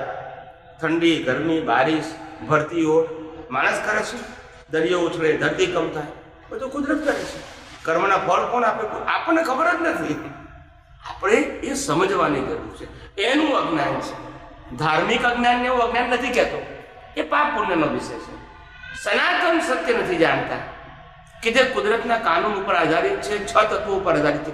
એ નથી જાણતા કે જેને આધારે દુનિયા ચાલે છે. આ અજ્ઞાનને હું અજ્ઞાન કહું છું. હું કોણ છું તે ખરેખર કોણ છું નથી જાણતો, એને હું અજ્ઞાન કહું છું. બાકી બધાને હું અજ્ઞાન કહેતો, બાકી બધાને લૌકિક અજ્ઞાન કહું છું. કેવું કહું છું? કોઈ કે મને ડૉક્ટરી જ્ઞાન નથી તો હું લૌકિક અજ્ઞાન છે. કોઈ કે હું ચાર્ટર્ડ એકાઉન્ટન્ટ નથી, લૌકિક અજ્ઞાન છે. ખ્યાલ આવી ગયો? હું લૌકિક અજ્ઞાનની વાત કરતો નથી. હું સનાતનની વાત કરું છું કે જે જીવ માત્રને એક જ સરખું લાગુ પડે છે. એમાં નાત જાત આવતી નથી. એ લેવલની વાત કરું છું. સમજાય છે? એટલે એ વાત સમજવી હશે તો સનાતન સત્ય સમજવું પડશે. અને સનાતન સત્યની અંદર કુદરતી કાનૂન મુખ્ય છે. શું છે? કોનો કાનૂન? કુદરતનો. કારણ કે જીવ માત્ર માટે લાગુ પડે છે. એનાથી તો આ હવા, પાણી, ખોરાક બધું કોનું છે? કુદરતનું છે. આ પંચમહાભૂત કોના છે? પછી હું કુદરતને ના માનું તો પછી ના માનું તારું અસ્તિત્વ જ ના હોય ને. છે જ એનું તો પછી આ બધા સંજોગ કોના છે? બધા કુદરતના છે. આ મકાન બન્યું, રો મટીરિયલ કોનો? કુદરતનું. આ હવા લઈએ છે કોની? આ પાણી પીએ કોનું? આ વનસ્પતિ ખાઈએ કોની છે? આ પંચમહાભૂતથી બનેલું શરીર કોનું છે? કુદરતનું. તો કુદરતને ના માનવું એ તો અજ્ઞાનતા છે. ના માનવું અથવા ના સમજવું એ તો અજ્ઞાનતા છે. અને માટે આપણે વાસ્તવિકતા આ દુનિયામાં સમજી શકતા નથી. આપણે ધાર્મિકતા ખબર છે, સામાજિકતા ખબર છે, આધ્યાત્મિકતા ખબર નથી. અને આધ્યાત્મિકતા એ સનાતન સત્ય છે, સાંપ્રદાયિક સત્ય નથી. એટલે આ બેથી ઉપર જવું પડે. સામાજિક અને ધાર્મિક સત્યથી ઉપર જવું પડે.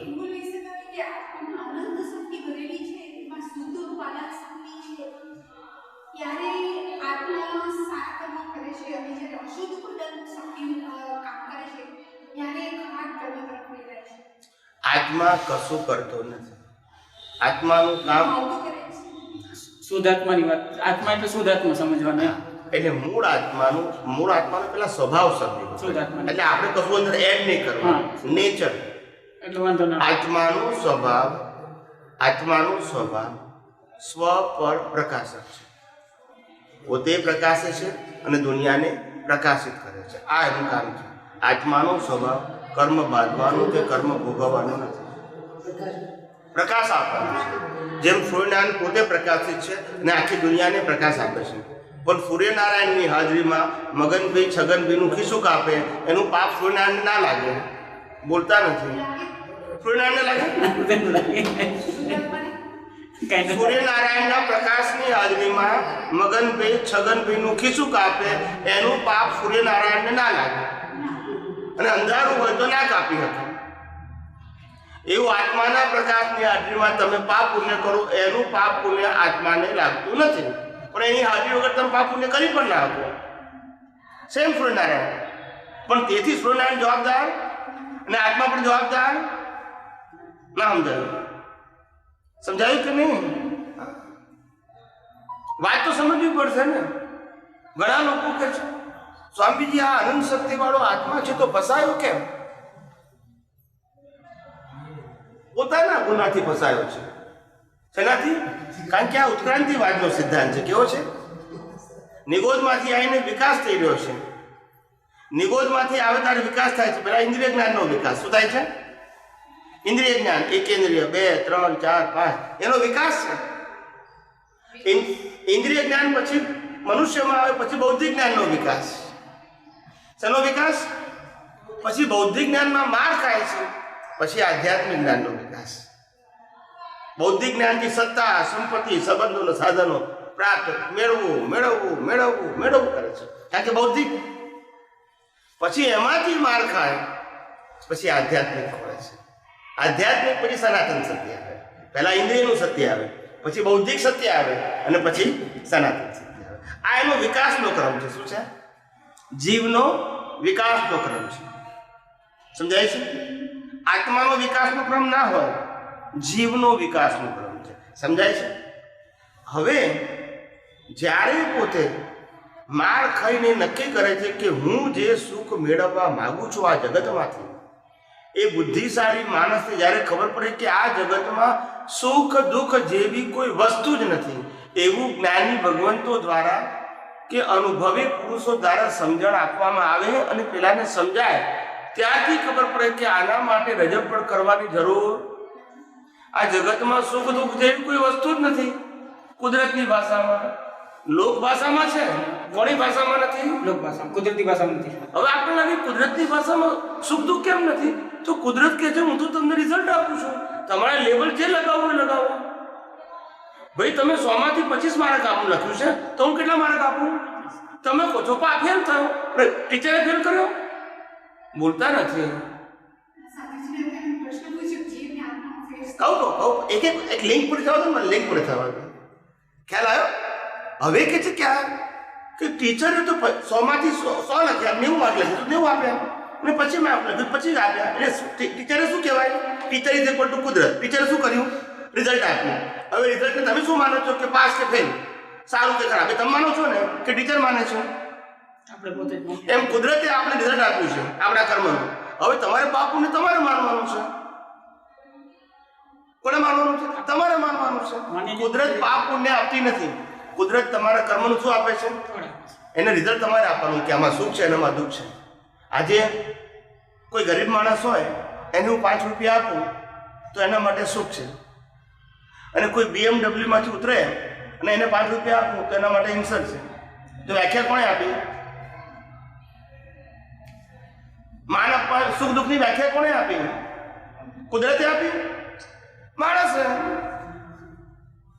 કોઈ માણસને બહાર સૂતો હોય ઠંડીમાં, ને આપણે કે ભાઈ ઠંડીમાંથી તું ઓસરીમાં આવી જા, તો એના માટે શું છે? અને કોઈ અંદર ઉતો ને બહાર ઉવાળી ઓસરીમાં તો બોલતા નથી. તો સુખ દુઃખ એ હકીકત છે કે માન્યતા છે સુખ દુઃખ કેવું? અચ્છા, કુદરત સુખ દુઃખ આપે છે, તમે લેબલ લગાવો છો. એક માણસ કહે છે મને લગ્ન કરવા મળતું નથી એટલે હું દુઃખી છું, એ બીજો કહે છે કે હું લગ્ન કર્યા એટલે દુઃખી છું. હવે સાચું કોણ બેવા છે? બોલતા નથી. દરેકનું પોતપોતાનું લેબલ. એ કહે છોકરા નથી બાધા રાખું તો એટલે દુઃખી છું, એ કહે છોકરા છે એટલે દુઃખી છું. હવે બેમાંથી સાચું કોણ? તો કે લેબલ. લેબલ પોતે. કુદરત કહે છે હું તો રિઝલ્ટ આપું છું, લેબલ તારે જે લગાવું લગાવે. હું સુખ દુઃખ આપતો, હું તો રિઝલ્ટ આપું છું, લેબલ તમારે લગાવવાના. રામને વનવાસ જવું પડ્યું, એમને દુઃખ લેવલ ના લગાવ્યું તો દુઃખ ના લાગ્યું. તમને એક દિવસ કાઢી મૂક્યો, તમને દુઃખ લાગે, તમારું લેબલ. પણ કુદરત સંતોષ એના માટે આપ્યા, હિસાબ માટે. લેબલ તમારું છે. હવે સમજાય છે મારી વાત? આ દુનિયામાં સુખ દુઃખ જેવી વસ્તુ નથી. માત્ર કર્મનું ફળ છે. શું છે? એને લેબલ તમે આપો છો અને એ લેબલને આધારે પછી નવા રાગદ્વેષ થાય છે. લેબલ કાઢી નાખો તો રાગદ્વેષ નથી. આ સીધું સમજવાનું છે. આમાં ધર્મ સંપ્રદાય વચ્ચે આવે છે કોઈ જગ્યાએ? ક્રિયાકાંડ વચ્ચે આવે છે? આજે નહીં તો કાલે જેમ છે તેમ નહીં સમજવું પડે. આવું ગોળ ગોળ ક્યાં સુધી ચાલશે? આપણે પોતે જ કન્ફ્યુઝ છે. કોઈ દરેક વસ્તુને સિદ્ધાંતથી સમજો, શ્રદ્ધાથી નહીં. સિદ્ધાંત. શ્રદ્ધા એટલે ગોળ ગોળ. કોઈએ કીધું ને આપણે માની લીધું, પણ કોઈ આપણે પ્રશ્ન કરવા જવાબ નથી. કેમ? કારણ કે સિદ્ધાંત નથી. તો શ્રદ્ધાથી નહીં, સિદ્ધાંતથી સમજો. કે જેમ H2O થી પાણી થાય પછી આપણે એવું લાગે કે દેવો વરસાવે છે. સિદ્ધાંત સમજો. સમજે છે? દરેક વસ્તુને સિદ્ધાંતથી સમજશો તો જ આધ્યાત્મ માર્ગે પ્રગતિ થશે. શ્રદ્ધાથી સમજશો તો ધર્મ અને વ્યવહાર છે, માં સિદ્ધાંત બિદ્ધાંત ના હોય. સમજાય છે? હા, જીવ અને આત્માનો સિદ્ધાંત શું? વ્યાખ્યા આપી દો પહેલા. જે જન્મે છે, જીવે છે ને મરે છે એ જીવ છે. જે જન્મતો નથી, જીવતો નથી ને મરતો નથી, આત્મા છે, કૌંસમાં શિવ છે. અમે વ્યાખ્યા આપી દીધી. શું આપ્યું? ગોળ ગોળ જવાબ નથી આપ્યો. કેવો નથી આપ્યો? ગોળ ગોળ આપ્યો. મેં જીવ માટે જન્મે છે, જીવે છે ને મરે છે એ જીવ છે. જે જન્મતો નથી, જીવતો નથી ને મરતો નથી એ શિવ છે. શિવ એટલે પરમાત્મા, શિવ એટલે આત્મા. હવે આપણે જે સમજ્યા હોય વ્યાખ્યા આ છે. પછી આપણે જે સમજો કોઈ ના પડે તો કોઈ આપણને સિદ્ધાંત તો આજે નહીં તો કાલે સમજવો પડશે. આપણી પ્રગતિ માટે. કોના માટે? આપણા જ્ઞાન દર્શનની ક્લેરિટી માટે આપણે સમજવું પડશે. અત્યાર સુધી જે કંઈ સમજ્યા બધું ગોળ ગોળ સમજ્યા છે. શ્રદ્ધાથી. શેનાથી? સિદ્ધાંતથી સમજ્યા નથી. શ્રદ્ધા હોવી જોઈએ પણ સિદ્ધાંત ઉપર હોવી જોઈએ. કેવી? કે જે જીવ માત્રને એક સરખો લાગુ પડે છે એના ઉપર. સિદ્ધાંતની શ્રદ્ધા. શ્રદ્ધાની શ્રદ્ધા નહીં કે જેનો સિદ્ધાંત ના હોય એની શ્રદ્ધા કામની નહીં. કારણ કે આપણને જ ખબર નથી. સમજાય? બીજા કોઈને પૂછવું હોય તો પૂછો. તમારે પૂછવું તો પૂછો. વાંધો ના પૂછો, વાંધો કોઈ ના પૂછતું તો જેને સાહેબ આજ એ સંદર્ભમાં એક વાત હતી કે શ્રીમદ રાજચંદ્રજીમાં આવે જ છે અંતરાત્મા, મૂળ આત્મા અને બહાર આત્મા. એટલે બહાર આત્માને આ મન વચન ક્યાંય દેખાતી અને અંતરાત્માને જે કર્મ પ્રતિષ્ઠિત આત્મા આમાં આવે જ છે સાહેબ. મૂળ આત્મા જે પ્રકાશ એ શુદ્ધ આત્મા. એટલે આ છે જ તે સાહેબ લિંક. એનું પ્રેઝન્ટેશન, હવે ખ્યાલ આવે છે સાહેબ. એનું પ્રેઝન્ટેશન જે રીતે થવું જોઈતું હતું તે ના થયું ને. એમને તો જ્ઞાન ચોખ્ખું હતું પણ એમની પરંપરામાં સમજાવનારા ના રહ્યા. કારણ કે એમની અનુભવી નથી હોતા ને પ્રભુ. તકલીફ એ છે ને. ચોપડીના જ્ઞાન વાળા શું કરવાના? સમજાયું કે નહીં? ચોપડીના જ્ઞાનમાં તો પોતે ચોપડીમાં લખ્યું છે એનો પોતે જે અર્થ કરે છે બીજાને કહે છે. એવું નથી કહેતું કે શ્રીમદ રાજચંદ્રની દ્રષ્ટિ આવી હતી, એવું નથી કહેતા. શ્રીમદ રાજચંદ્ર મને આમ સમજાય છે એ હું તમને કહું છું. સાચું ખોટું? હું મહાવીરની આગમ વાંચતો હોય તો આ આગમમાં શું લખ્યું છે એ હું જે સમજો છું એ તમને સમજાવું છું. એમ જ કહે ને કે લખનારે જે લખ્યું છે મને ખબર પડે. એટલે આવું થઈ ગયું. લખનારનો આશય જુદો, વાંચનારનો જુદો અને બોલનારનો જુદો. પછી સમજનારા કેવું સમજે? આવું થયું છે. સમજાય છે મારી વાત? એમાં કોઈ શું કરે? આપણે જે સનાતન સત્ય સમજવું પડશે અને એના માટે અનુભવી જ્ઞાની પુરુષ જોઈશે. કેવા જોઈશે? જેને આ જગતનું સનાતન સત્ય આત્મસાત કર્યું છે, રિયલાઇઝ કર્યું છે, એની જરૂર પડે. જેને આ ચોપડીનું જ્ઞાન રિયલાઇઝ કર્યું છે એ નહીં ચાલે. એ તો શબ્દે શબ્દ ગોખી નાખે, પાને પાનું ગોખી નાખે. પણ શું કરવાનું? શબ્દ જ્ઞાનથી નિવેડો નથી, અનુભવ જ્ઞાનથી નિવેડો છે. શબ્દ જ્ઞાન એ પ્રાઇમરી વસ્તુ છે. શું છે? ત્યાંથી ક્યાં સુધી જવાનું છે? અનુભવ. પણ શબ્દ જ્ઞાનની પકડમાંથી બહાર નીકળ્યા જ નહીં તો આગળ વધશો કેમ ના? આજે મને ખબર પડી ગઈ કે હું આત્મા છું, અનુભવ થઈ જાય. શબ્દ જ્ઞાન છે. ત્યાંથી અનુભવ સુધીની શ્રેણીઓ બધી પાસ કરવી પડે. એ અગત્યનું છે. ખાલી શબ્દ જ્ઞાન અગત્યનું નથી. સમજાય છે? આખો માર્ગ સમજાવવો જોઈએ આપણને કે આ મેં શબ્દ જ્ઞાન પ્રાપ્ત કર્યું, હવે એને અનુભવ સુધીની પ્રોસેસ શું છે, પ્રક્રિયા શું છે એ જાણવું પડે. અને જાણ્યા પછી એ પ્રક્રિયામાં ધીમે ધીમે આગળ વધવું પડે, તો તમે એક એક પગથિયા તમે આગળ વધો. સમજાય છે? એટલે આ રીતે છે.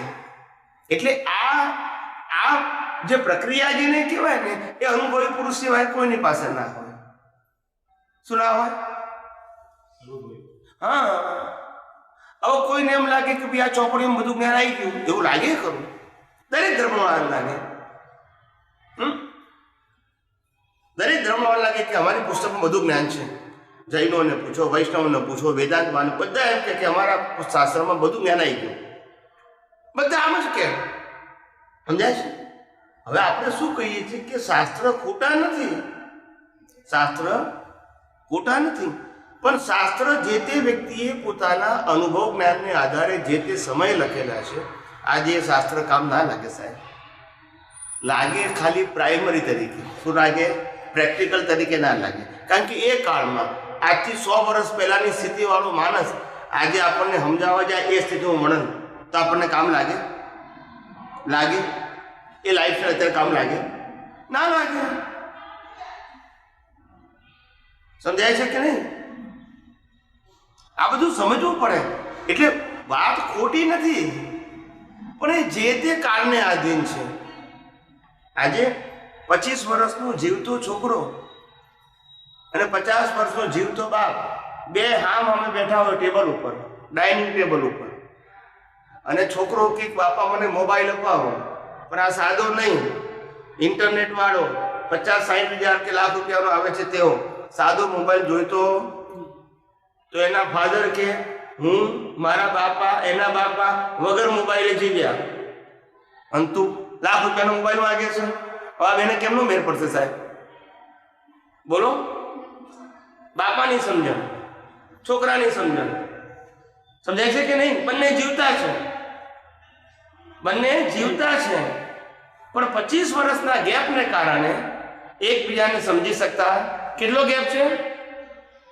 ગેપ કેટલો છે? 25 જનરેશન ગેપ. 25 વર્ષનો ગેપ બંને જીવતા સમજી ના શકે. એ જ બાપ પાછો 500-1000 વર્ષ પહેલા છાપેલું પુસ્તક સમજવા બેઠો છે, જીવતાને સમજી શકતો નથી, બોલતા નથી, જીવતા નથી સમજી શકતો, છાપેલું સમજી શકશે. વિચાર કરો.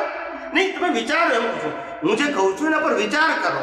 સ્વીકારવો પણ નથી કરતો, વિરોધ કરવો પણ નથી કરતો, સમજો તો ખરા.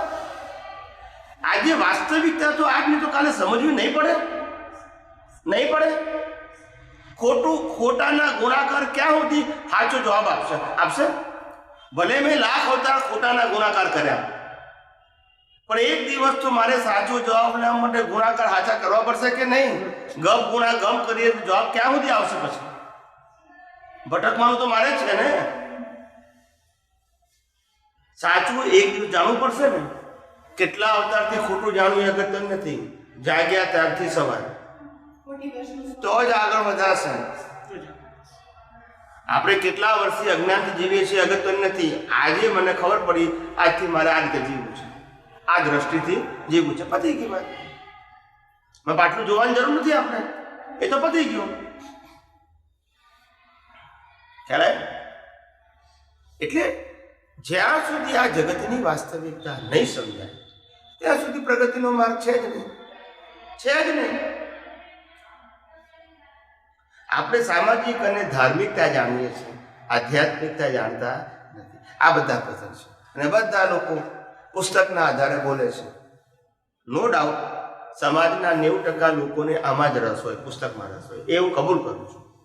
પણ હું તો જે 2-5% લોકોને જે પુસ્તકથી ઉપર સનાતન સત્ય સમજવા માંગે છે એના માટે હું છું. બાકી ધાર્મિક સત્યની મેજોરિટી હોય આ દુનિયામાં, એ તો હું કબૂલ કરું છું, એમાં મારી કંઈ ના નથી. જેને એનાથી ઉપર જવું છે એના માટે હું છું. બાકી એમાં રહેવું હોય તો મેજોરિટી છે, હું કબૂલ કરું છું. તમામ ધર્મો એના ઉપર ચાલે છે. એકી મારા માટે નવી વાત નથી. હું એ વાતને કબૂલ બી કરું છું. શું કરું છું? કબૂલ એ કરું છું. એટલે એમાં મને ક્વેશ્ચન પણ નથી. પણ જે લોકો એનાથી ઉપર જવા માંગે છે એના માટે હું છું. મારું કામ કોઈનો ધર્મ બદલવો, કોઈના ગુરુ બદલવા, કોઈના ભગવાન બદલવા, કોઈના ક્રિયા બદલવા એ નથી. મારું કામ દ્રષ્ટિ બદલવાનું છે. બાકી બધી ક્રિયાઓ એની જ રહેશે. નક્કી બતાવી દૃષ્ટિ મેન છે. બસ બાકી મારે કશું બદલવાનું નથી. બદલવાની જરૂર જ નથી. ઉદયાથી બદલ રહેશે. ઉદય બધાને ઉદય એમાં ક્યાં બદલવાનું છે? એટલે એના ઉપર હું ફોકસ પાડતો નથી. જે વસ્તુ કુદરતને આધીન છે એ બાબતમાં મારે તમને કઈ શું કહેવાનું? ફરજિયાત જ છે. કેવું છે? ફરજિયાત છે. જ્યારે જે ઉદયમાં આવશે ત્યારે તે થશે. એ ઉદયના અધીન જ છે. પણ તમારી દ્રષ્ટિ કેવી હોવી જોઈએ એની જ ખાલી હું વાત કરવા માંગુ છું. તમારા મન વચન કાયા કેવા હોવા જોઈએ એની વાત કરતો નથી. કારણ કે મને ખબર છે કુદરતી રચના છે, પ્રત્યેક શ્વાસ પણ અને સંજોગો પણ. પછી એની વાત કરીને શું કરવું? જે તમારા હાથમાં નથી એની વાત કરીને શું કરવું? સમજાય છે કે નહીં? પૂછવું હોય તો પૂછો. કોઈ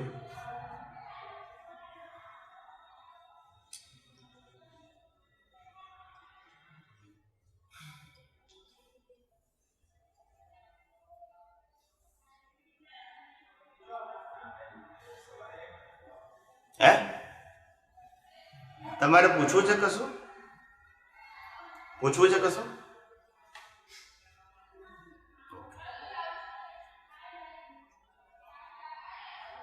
સાહેબ એક બીજો પ્રશ્ન એવો આવે છે કે સાહેબ આપણે એમ કહે છે કે ભાઈ આપણે ધ્યાન આપી કહીએ છીએ કે ધ્યાન કરીએ સવારે શાંતિથી બેસીએ તો કોઈ વિચારો ચાલુ રહે છે. આપણે હજી માર્ગને સમજી નથી કે આ મન વચન કાયા આપણે કીધું કે મન વચન કાયા પર છે, પરાધીન છે, બરોબર છે.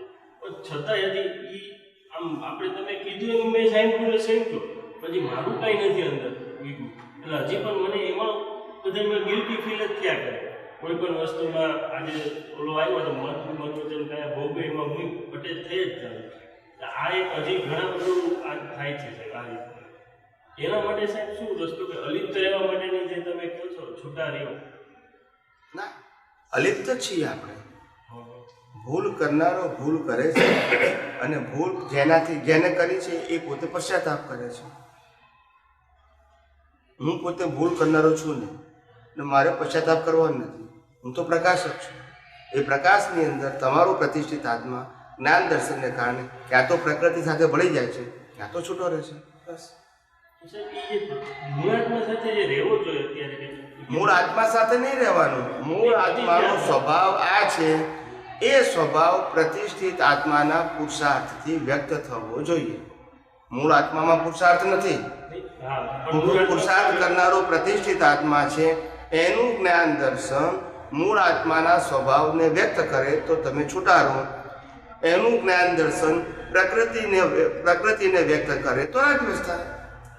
પણ પુરુષાર્થ એ જ કરે છે. પ્રકૃતિ સાથે ભળી જાય તો રાગદ્વેષ પણ એ કરે. અને મૂળ આત્મા અને સનાતન સિદ્ધાંતને પ્રોજેક્ટ કરે તો પણ છૂટો રહેશે. બસ. પણ વ્યક્તિ પુરુષાર્થ એનો જ છે, ભળી જવું કે છૂટા રહે. બે સમજાય છે? ક્યાં તો એનું જ્ઞાન દર્શન શુદ્ધ હોય એનો ઉપયોગ કરે અવસ્થામાં. આ મન વચન કાયા મારામારી કરે છે. હવે એનું જ્ઞાન દર્શન શું કહે છે કે હું પોતે મન વચન કાયાથી મુક્ત એવો શુદ્ધ આત્મા છું અને મન વચન કાયાની અવસ્થા માત્ર કુદરતી રચના છે. બરાબર છે? આ એનું શુદ્ધ જ્ઞાન ને શુદ્ધ દર્શન. હવે જો આ બે રે આ મારામારી કરે છે મન વચન કાયામાં તો રાગદ્વેષ થાય. આ મન વચન કાયા કે બીજાના મન વચન કાયા બંનેમાં પણ એને થાય. કારણ કે દુનિયાના જીવ માટેના મન વચન કાયાની અવસ્થા માત્ર શું છે? તમામના. અને હું પોતે મન વચન કાયાથી મુક્ત એવો તો રાગદ્વેષ થવાનું કારણ શું? ના પણ આ બે ઉપયોગ રહેતો ના થાય ને. હું એની વાત કરું છું. હું ખાલી જ્ઞાન દર્શનની જ વાત કરું છું. બીજી ક્રિયાની ક્યાં બોલ્યો કરશો? હવે આ નથી રહેતું એટલી તમારી ઉણપ છે. પણ એટલે તો પૂછું પેલા ભળી જઈએ છે, ખાલી ભળી જ જઈએ છે, કરતા નથી કશું. આ કેવું છે સમજાવો તમે કે આપણે આ બેનો મેકઅપ કરે, મેકઅપ કર્યા પછી આંજણ આજે અહીંયા આગળ અને પછી થોડું લાલ કાળા ડાઘા પડી જાય આગળ. પડી દેખાય? ના દેખાય. પછી મિરરમાં જોયું ત્યારે શું થાય? મિરરમાં દેખાય કે મોઢા ઉપર દેખાય? મિરરમાં દેખાય પહેલા. બરાબર છે? પણ સાફ મિરર કરવાનું કે મોઢું કરવાનું? દેખાય ત્યાં સાહેબ ક્યાં કરવાનું? બોલતા નથી. એવું ત્યાં ભૂલ ત્યાં દેખાય છે, કરેક્શન અહીંયા કરવાનું છે કે ભાઈ આ ભળી ગયો પણ કરેક્શન મારે કરવાનું છે, કે છૂટા રહેવાનું છે, બસ બીજું કઈ નહીં. ના સમજાયું? પેલો મિરર ઘસ ઘસ કરે છે કે ડાઘા કેમ જતા નહીં? અલા પણ દેખાય છે ત્યાં નથી ડાઘા. ના સમજાયું? તને જ્યાં દેખાય છે ને ત્યાં તારી ભૂલ નથી, ભૂલ દ્રષ્ટિમાં છે. તો સુધારવાનું ક્યાં છે? અને અત્યાર સુધી ક્યાં સુધારવા ગયા? પ્રકૃતિમાં. પ્રકૃતિમાં ભૂલ છે એ દેખાય છે અહીંયા આગળ, પણ જ્યાં ભૂલ છે ને એક ભૂલ કરનારો નથી. સમજાય છે? એટલે કરેક્શન કુદરતી રચના ના જોયું માટે ભૂલ દેખાય ને, બોલતા નથી. આ તો શું કહે છે કે ભગવાન શ્રી રામ રાવણ સાથે યુદ્ધ કર્યું, આમ તીર માર્યું, 100 માણસો મરી ગયા, પછી 100 નું પ્રતિક્રમણ કર્યું, પછી બીજું તીર માર્યું, પછી 200 મરી ગયા, પછી 200 નું પ્રતિક્રમણ કર્યું, પછી 500 મરી ગયા, 500 નું પ્રતિક્રમણ કર્યું. એમ કરતા કરતા મોક્ષે જાય ને. સમજણ જ પડતી નથી લોકોને. જે મન વચન કાયાથી મુક્ત રહીને પ્રતિક્રમણ હોય, બોલતા નથી. મન વચન કાયાથી મુક્ત રહેવું એટલે શું કહેવાય? મન વચન કાયાથી મુક્ત રહેવું. તો મન વચન કાયા સિવાય બીજું શું છે? આત્મા છે. બીજું કોઈ છે ઓપ્શન? હવે જો હું મન વચન કાયાથી મુક્ત રહેવું તો મન વચન કાયાની ક્રિયા માટે હું જવાબદાર હોઉં, તો પછી એને લગતી ક્રિયા સાથે મારે કોઈ પ્રોસેસ કરવાની બાકી રહે? એને જે કરવું હોય તે કરે, પણ મારે કંઈ કરવાનું રહે? બોલતા નથી. મન વચન કાયાથી મુક્ત રહેવું એ જ પોતે ભાવ પ્રતિક્રમણ છે. આ મકાન મારું છે, સાંભળજો, આ મકાન મારું છે, બરાબર છે?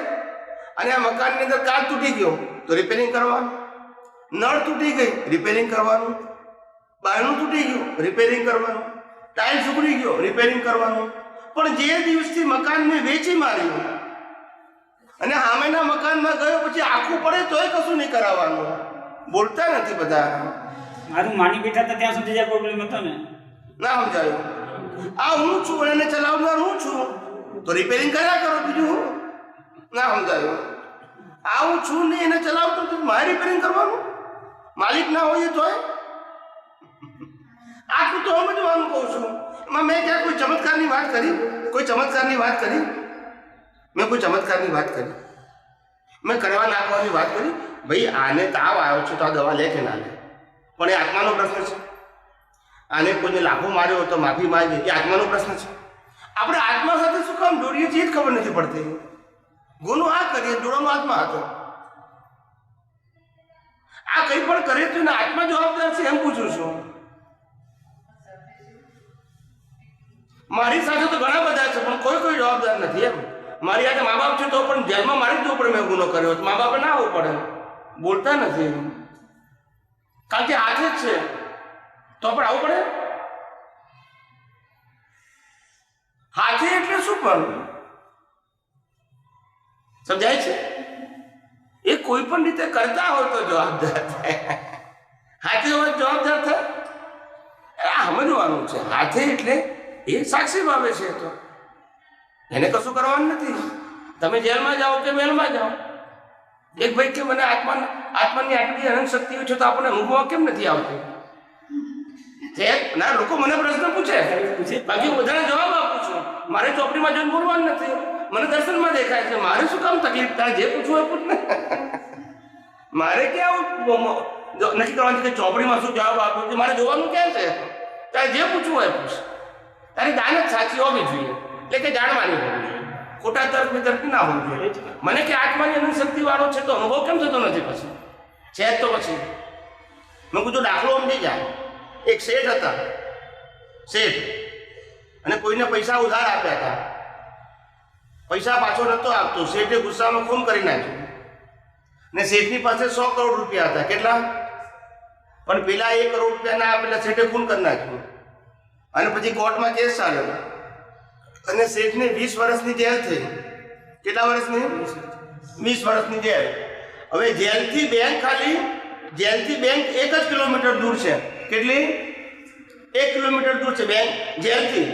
અને એમાં 100 કરોડ પડ્યા છે, પણ શેઠ 1 રૂપિયો વાપરી ના શકે. બોલતા નથી. કેમ ના વાપરી શકે? શેઠના પોતાના જ છે, પણ વાપરી કેમ ના હતા? બોલો હે? એમાં આપણે બધા કર્મની જેલમાં છીએ. અનંત શક્તિવાળા આત્માનો અનુભવ કેવી રીતે થશે? અજ્ઞાનની જેલમાં છે. સમજાય છે? જેલમાં જ પેલા બહાર તો નીકળવું પડશે. જેલમાં લઈ શકીએ, આપણે રૂપિયો વાપરી શકીએ? વાત તો નહીં સમજવી પડે. એક દિવસ નહીં સમજવી પડે. આવું ગોળ ગોળ ક્યાં સુધી ચાલશે? એટલે વાસ્તવિકતા નથી સમજતા, એ આપણું અજ્ઞાન છે. વાસ્તવિકતા બધું જ છે. સ્વ પર અને સ્વપરની વચ્ચે શું છે તે જાણો. 3 વસ્તુ સમજવી પડે. બેન, બહિરાત્મા, અંતરાત્મા અને પરમાત્મા. બહિરાત્માનો રોલ શું છે, અંતરાત્માનો શું છે અને પરમાત્માનો. આ 3 વસ્તુ જાણો. ત્રણના રોલ અલગ છે, ત્રણેયની આઈડેન્ટિટી અલગ છે. ત્રણેયને ભેગા ના કરી નાખો. આનો રોલ છે તેમાં આ માથાકૂટ નથી કરતો અને આમાં નથી કરતો. વચ્ચે વાળો છે બે માથાકૂટ નથી. આ બહાર વાળો છે અંદર માથાકૂટ કરતો નથી. આ જ સમજવાનું છે. આપણે બધું ભેળસેળ કરી નાખીએ છીએ. પ્રકૃતિ કરે તો કે આત્માએ કર્યું, આત્માએ કર્યું તો કે પ્રકૃતિએ કર્યું. આપણને કઈ ખબર જ નથી. ત્રણેયની આઈડેન્ટિટી કેવી છે? જુદી છે. પણ આપણી ભ્રાંતિથી શું થઈ ગઈ છે? મિક્સ થઈ ગઈ છે. એના કારણે આ કર્મ બંધાય છે. આપણને કઈ ખબર જ નથી. એક બાજુ કે આત્માની શક્તિ વાળો છે, એક બાજુ કહીએ મારી પાસે શક્તિ નથી, એક બાજુ કે આત્માનો સુખ વાળો છે, બીજી બાજુ કે હું ભિખારી છું. આને ખબર જ નથી પડતી શું બોલું છું. હે? એટલે એક ચેતન છે, આત્મા ચેતન છે, પ્રકૃતિ જળ છે અને પ્રતિષ્ઠિત આત્મા મિશ્ર ચેતન છે. ચેતન, જળ અને મિશ્ર ચેતન. મિશ્ર ચેતન એટલે ભાવ કર્યા પછી એના ઉપર આત્માના પાવરનું કોટિંગ લાગે તો જે કર્મ ચાર્જ થાય.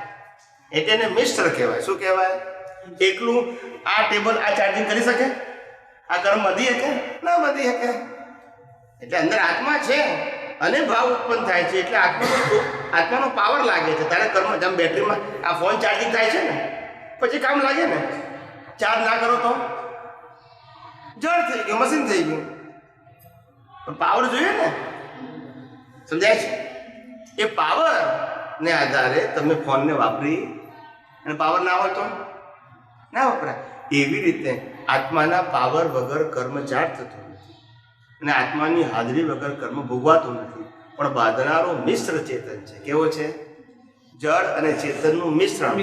એકલું જળ પણ નથી અને એકલું ચેતન પણ નથી. અને ભોગવનારો માત્ર જળ છે.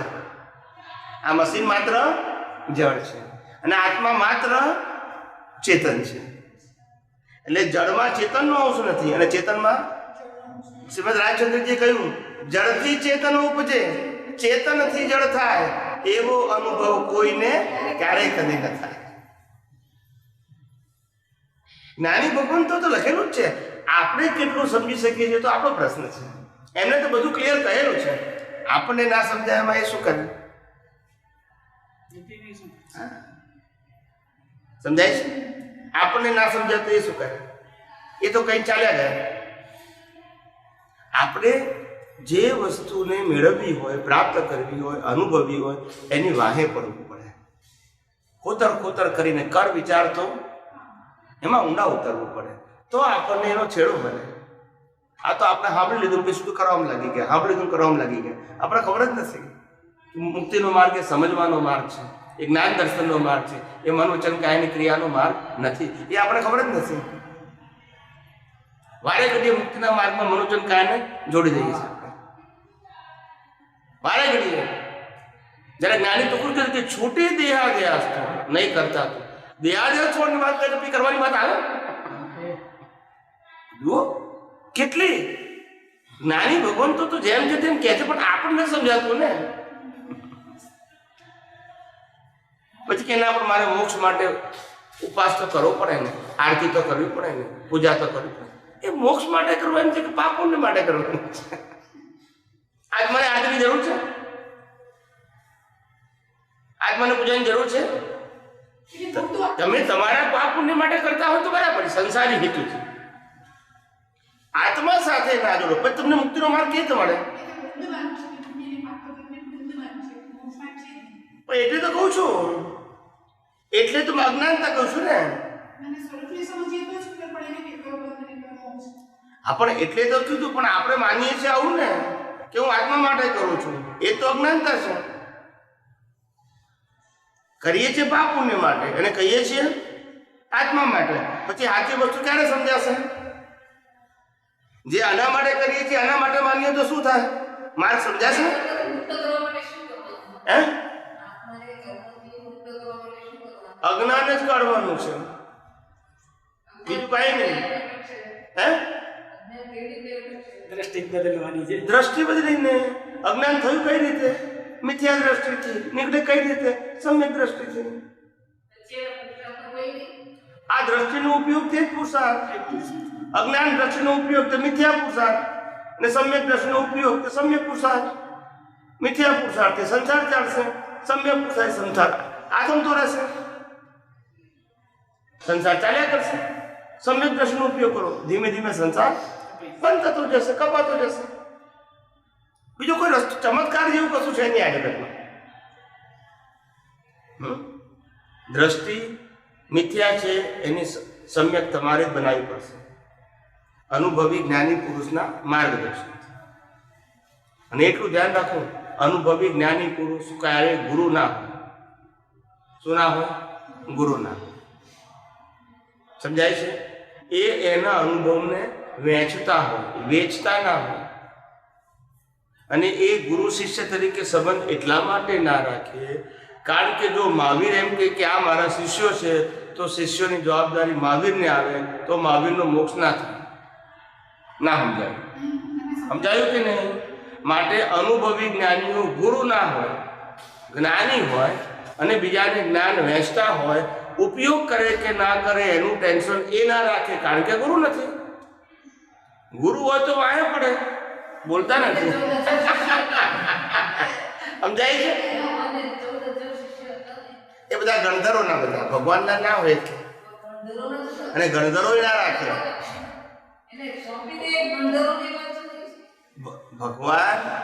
ભગવાન તો વ્યવહારથી દીક્ષા આપવાની વિધિ કરે પછી મુક્ત જ હોય. કોઈ દિવસ કોઈને વ્યક્તિગત માર્ગદર્શન આપે, વ્યક્તિગત કોઈને ધ્યાન આપે નહીં કે ભાઈ આ શું કરે છે મારો શિષ્ય, આ શું કરે છે, આવું ધ્યાન આપે. બોલો. ગુરુ શિષ્ય છે ને, ગુરુ શિષ્યને શિષ્ય બનાવે અને બનાવે ટોટલી ગુરુની જવાબદારી શિષ્યને સાચવવાની, શિષ્યને ઉપર લેવાની, ટોટલી શિષ્યને સંભાળવાની જવાબદારી ગુરુને જ આપે. બરાબર છે. માટે જ ગુરુ કહેવાય. તમારી વાત સાચી છે.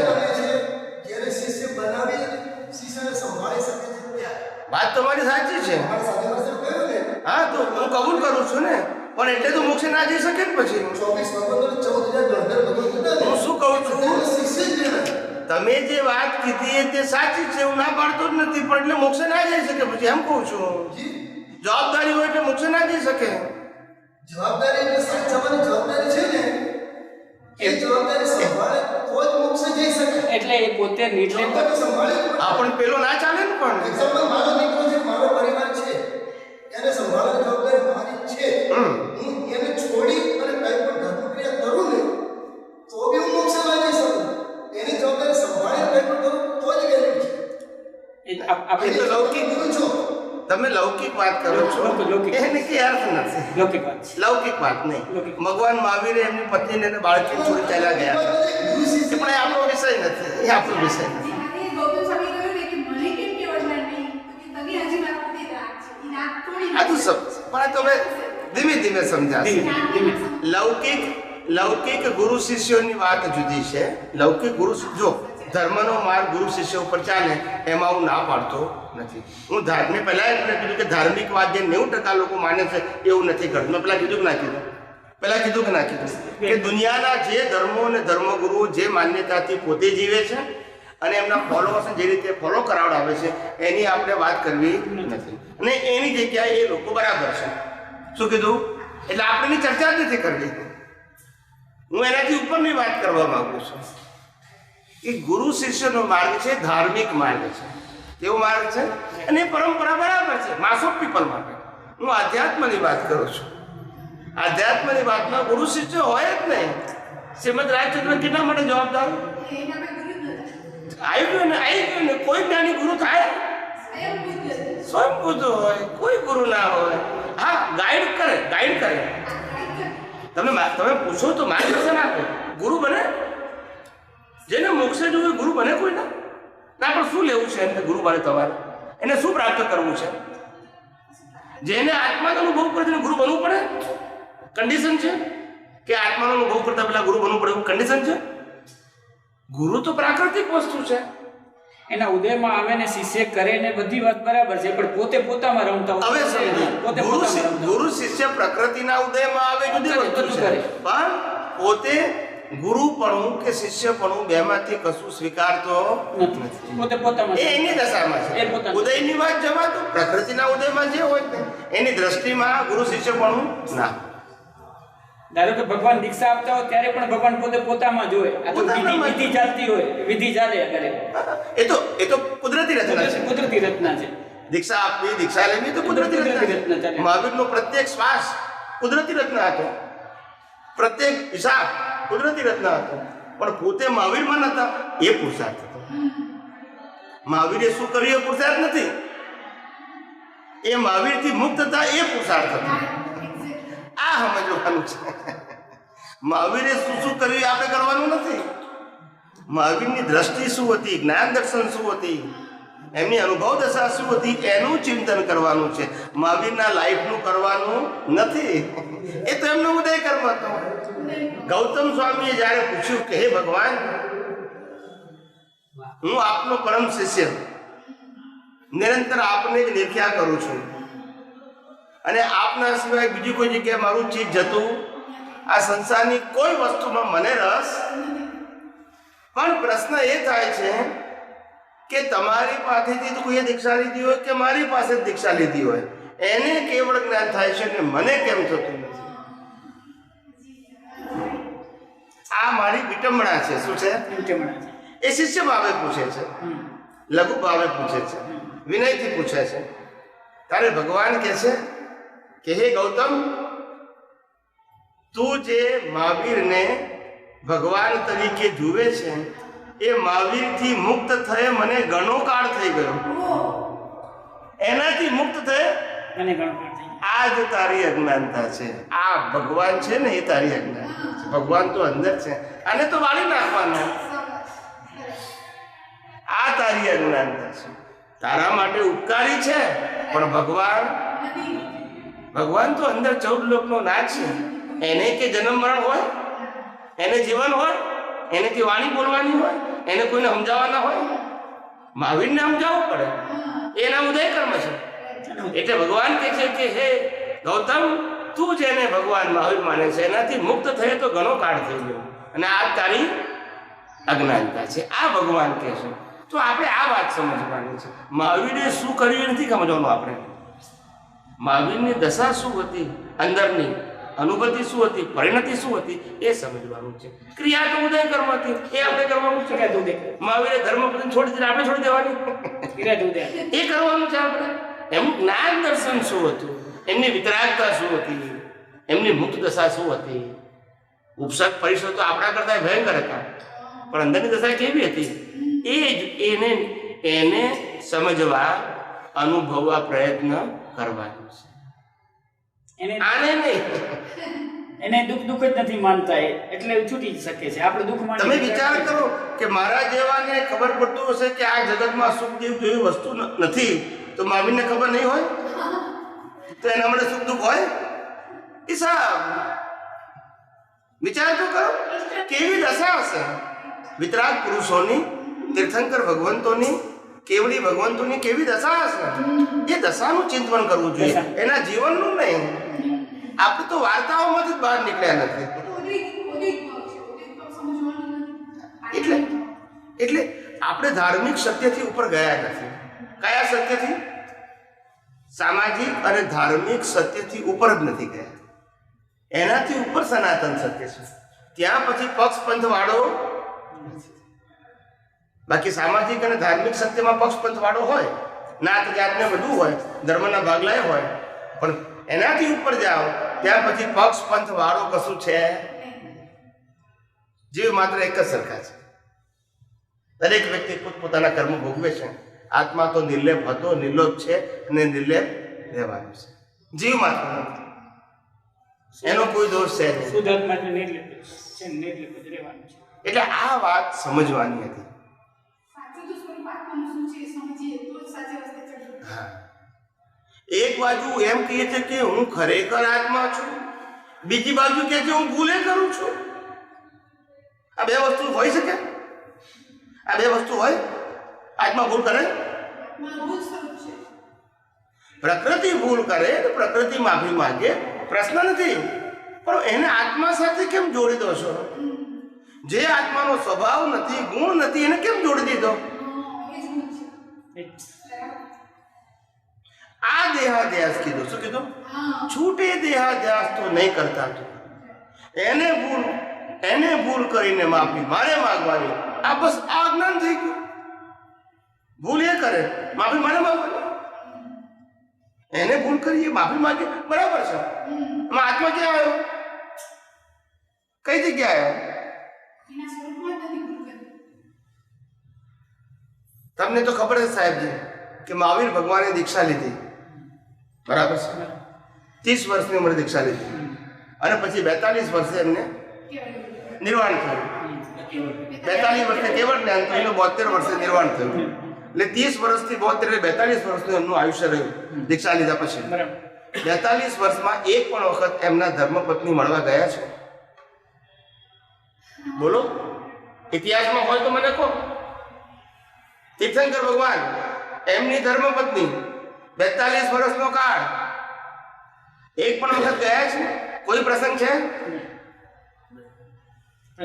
તો શું ભગવાનનો ગુનો કર્યો? ભગવાને ગુનો કર્યો? ભગવાન તો વિતરાગ હતા. એમની પત્ની ના ગમી તો ભગવાન શું કરે? ભગવાનનું કરતા પણ હતું જ નહીં. એ તો મહાવીર શું કરે છે જોયા કરતા હતા. અને મહાવીર થી શું હતા? એ મુક્ત હતા. લોકો મહાવીરને જોવે છે. એ કેવળ જ્ઞાનમાં તો પત્નીઓ દેખાણી હશે, કારણ કે એનો જે કાળ હતો બહુનો, એ બધાની પત્નીઓ જુદી જુદી હોય. એ તો ના જ.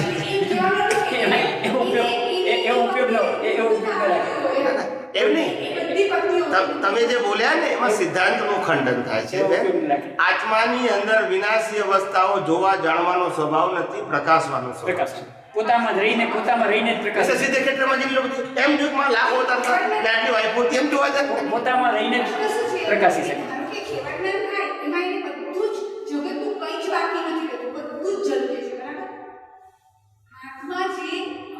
તમે જે બોલો છો બરાબર નથી.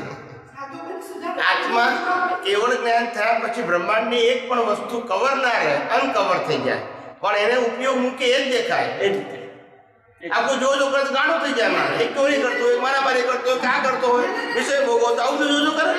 જો પછી ના કરતો પાછું ફેરવી લીધું. ઝળકે તો મેં કીધું, તમે તો જોવા મૂકો છો. ઉપયોગ રાખે તો બધું મિનિંગ નહીં ને.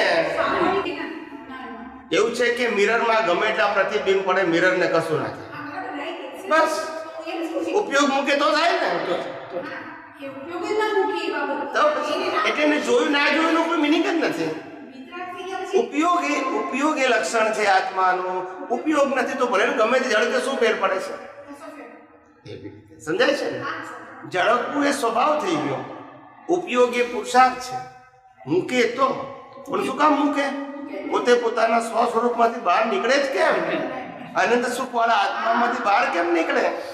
વિતરાગ પણ જતો રહે, પછી વાત જ પૂરી થઈ. સમજાય છે? એટલે સિદ્ધાંત સમજો કે આત્મામાં વિનાશી અવસ્થાઓને પ્રકાશવાનો સ્વભાવ છે, જોવા જાણવા નથી. આ બધું સિદ્ધાંત સમજવા પડે, ગોળ ગોળ નહીં ચાલે બધું. અત્યાર સુધી આપણે આ સમજ્યું છે કે આત્મા દુનિયાનો જ્ઞાતા દ્રષ્ટા છે. ના, પ્રકાશક છે. સૂર્યનારાયણની જેમ સૂર્યનારાયણ દુનિયાને જુએ જાણે છે, એમ આત્મા પણ જોતો જાણતો. આ બધું સમજવું પડશે, ગોળ ગોળ નહીં ચાલે બધું. આ ના સમજે એની તો દશા થઈ જાય આપણી. દરેકની પોતપોતાની આઈડેન્ટિટી છે અને પોતપોતાની ક્વોલિટી છે. એ નથી સમજતા એટલા ભેળસેળ થઈ જાય છે કે મારો આત્મા જ્ઞાતા દ્રષ્ટા છે. કેટલાક લોકો કે મારો આત્મા પાપી છે. આવું બોલે છે નથી બોલતા? આવું બોલે છે કે નથી બોલતા? આત્મા પાપ કરે? કેટલાક કે મારા આત્મા પ્રેરણા કરે છે સારું કરવાની, ખરાબ કરે, પણ સમજણ નથી. આ સમજણ તારા બોલે છે ને. આત્માનો સ્વભાવ તો જ્ઞાતા દ્રષ્ટા પરમાનંદ, સ્વ પર પ્રકાશ. એ પ્રકાશ એ બધું છે. એ પ્રકાશનો ઉપયોગ તમારે શું કરવો એ તમારો પ્રશ્ન છે, ને જેમ કરશો એમ તમે ભોગવશો. પ્રતિષ્ઠિત આત્મા આત્માના પ્રકાશના ઉપયોગમાં ભાવ કરે છે, એનું કુદરત ફળ આપે છે. એમાં આત્મા તો કોઈ કરતો નથી. ખ્યાલ આવ્યો? તમે વિચાર કરો કે જો તમારી પ્રકૃતિનો પણ કરતા અથવા જોનાર જાણનાર જો આત્મા હોય તો પ્રકૃતિએ કહેલી ભૂલનું માફી એને માંગવી પડે. બોલતા નથી. જે જુએ જાણે એને માંગવી પડે ને. તો આત્મા જુએ જાણે ના પડે, એ જુએ જાણે તો પછી માંગવી ના પડે.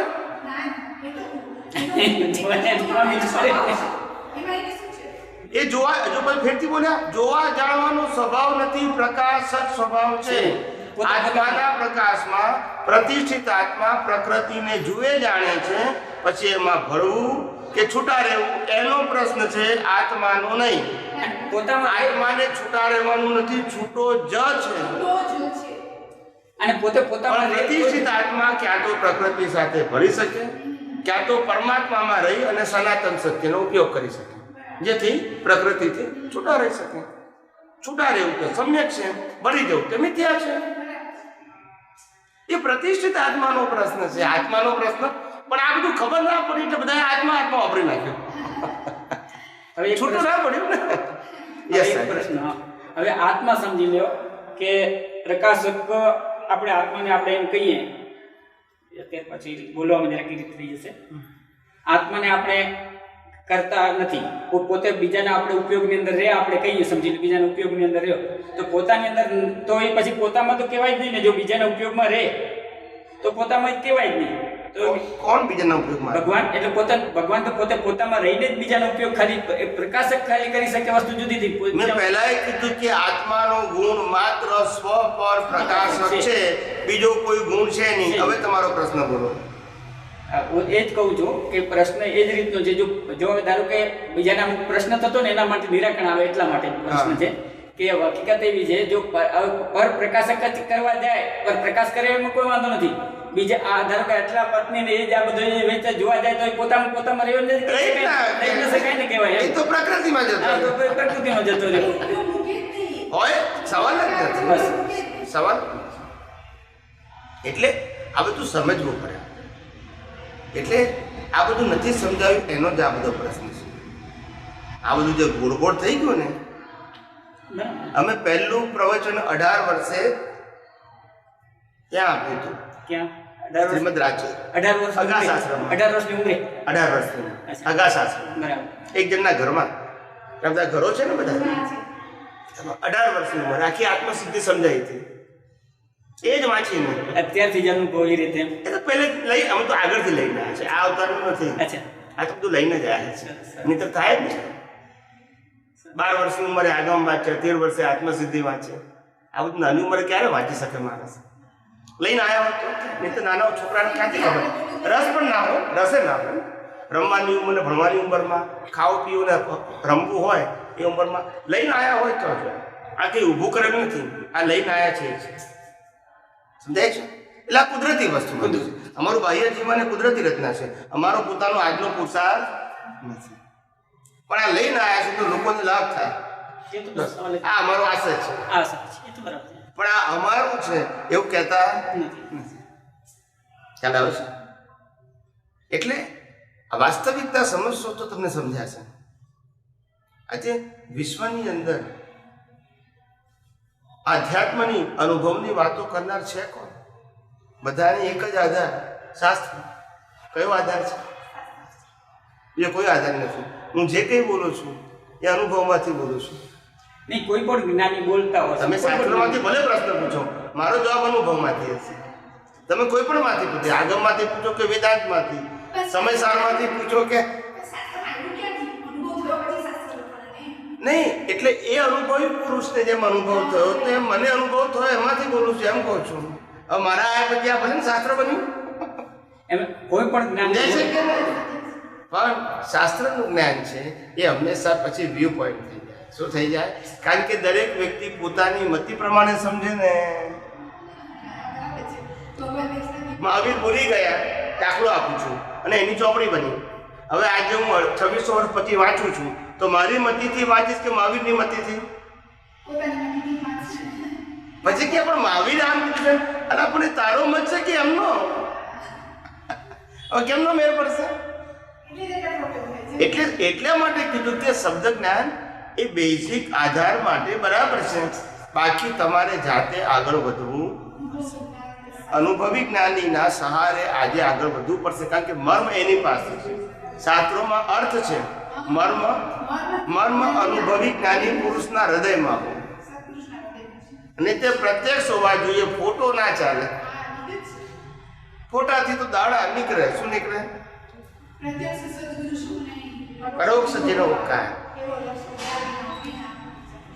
સજીવન મૂર્તિના લક્ષ વગર જે કંઈ પણ કરવામાં આવે છે એ જીવને બંધન કરતા છે, અને આ અમારું હૃદય છે. નીકળવું છે. કેટલા વાગ્યા મને ઘડિયાળ ખબર નથી. બસ આપણે 5-7 મિનિટમાં સમાપ્ત. 5-15 શું કરીએ ને? 15 મિનિટ કરશું. 5-15 સમાપ્ત કરશું.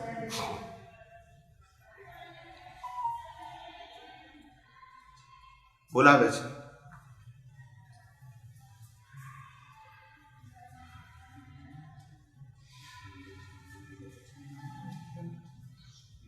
જયભાઈ તમને બોલાવે. જયભાઈ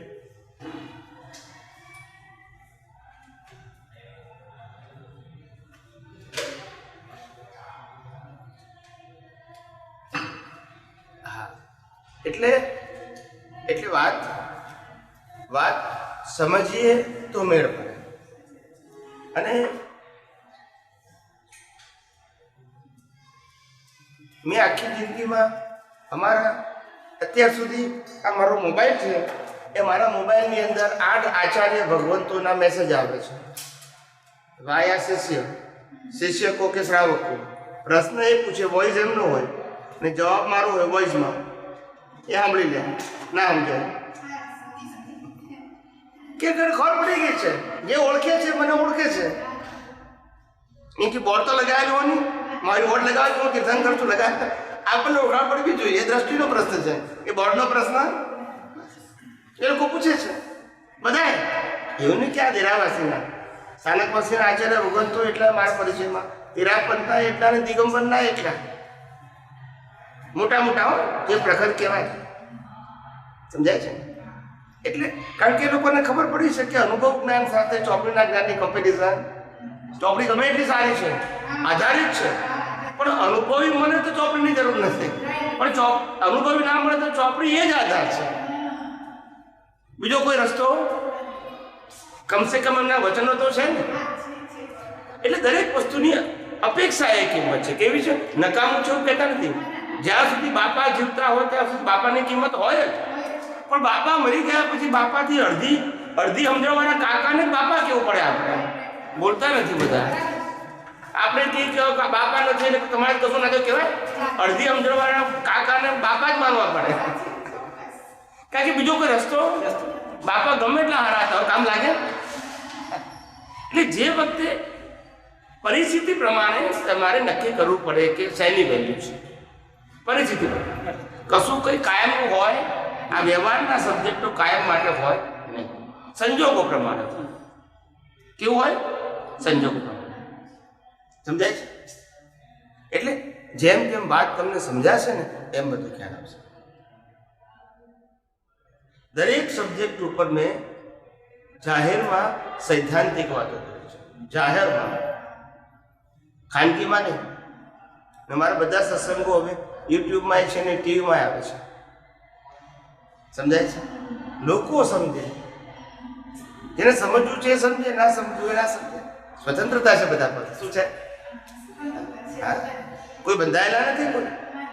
કોઈ હું મુક્ત છું અને તમે બધા મુક્ત છો. સમજાય છે? તમે મને પૂછો તો મારી જવાબ આપવાની ફરજ છે, પણ તેથી તમે શિષ્ય નથી ને હું ગુરુ નથી. મેં પહેલાં કીધું કે હું ગુરુ થવા આવ્યો નથી અને શિષ્ય કરવા નથી આવ્યો. હું તમારો ધર્મ પરિવર્તન કરાવવા આવ્યો નથી. હું તો તમારી દ્રષ્ટિ બદલવા આવ્યો છું. જો તમારી તૈયારી હોય તો ખાલી દ્રષ્ટિની સમજાય છે? દ્રષ્ટિની ભૂલ છે ને જે બીજી શેની ભૂલ છે? કેવી મહાન પુરુષો કેટલી સુંદર વાતો કરી છે. કારણ કે હું કોણ છું, ક્યાંથી થયો, શું સ્વરૂપ છે મારું ખરું, કોના સંબંધે વર્ગણા, એ રાખું કે એ પરહરું, એનો વિચાર વિવેક શાંત ભાવે જો કર્યા તો સર્વ આત્મિક જ્ઞાનના સિદ્ધાંત તત્વ આવું. કેવું ક્લિયર વાત કરી છે. 6 પદની વાત કરી છે. એટલે મહાન પુરુષોએ તો બહુ ટૂંકું કીધું. આપણને સમજાવવું જોઈએ. એમને તો એમના અનુભવથી કહી દીધું છે, પણ આપણને સમજાવવું, આપણે પછી એ વાતને ચીલા ચાલુ ભાષામાં લઈ તો પછી સમજાય નહીં. એટલે દ્રષ્ટિથી એ કઈ દ્રષ્ટિથી સમજ્યા હશે કે જેના આધારે એમને વિતરાગ રહી હશે એમ સમજવું પડે. ખાલી અર્થ કામ લાગે તો જે સમ્યક અને મિથ્યામાં તો એટલો જ ફેર છે ને. એની દ્રષ્ટિથી જો સમજીએ તો સમ્યક દ્રષ્ટિ થઈ. આપણે માનીએ કે મહાવીરને કેમ કર્મ ના બંધાય, આપણા જેવું જીવન જીવતા હતા. તારે સમજાવવું જોઈએ કે એમની દ્રષ્ટિમાં વિતરાગતા જ હતી, અજ્ઞાન હતું. તો એ વિતરાગતા ઇમ્પોર્ટન્ટ છે, એમનું લાઈફ ઇમ્પોર્ટન્ટ. એ દ્રષ્ટિ હોવી જોઈએ. એમની લાઈફ કેવી હતી, ક્યારે લગ્ન કર્યા હતા, ક્યારે પરણ્યા હતા, છોકરી હતી કે નહીં, એ તો બધો ઇતિહાસ છે. એમની દ્રષ્ટિ એ ઇતિહાસ નથી, એમની દશા છે. દશાને સમજવું પડે છે, ઇતિહાસને નહીં. ઇતિહાસ તો ચોપડીઓમાં આવવાનો. એ બાળ જીવો માટે છે. કોના માટે છે? બાળ જીવો. કે ભગવાનનો મહિમા ગાય એટલા માટે. પણ આપણે તો અંદરના ભગવાનને ઓળખવાના છે.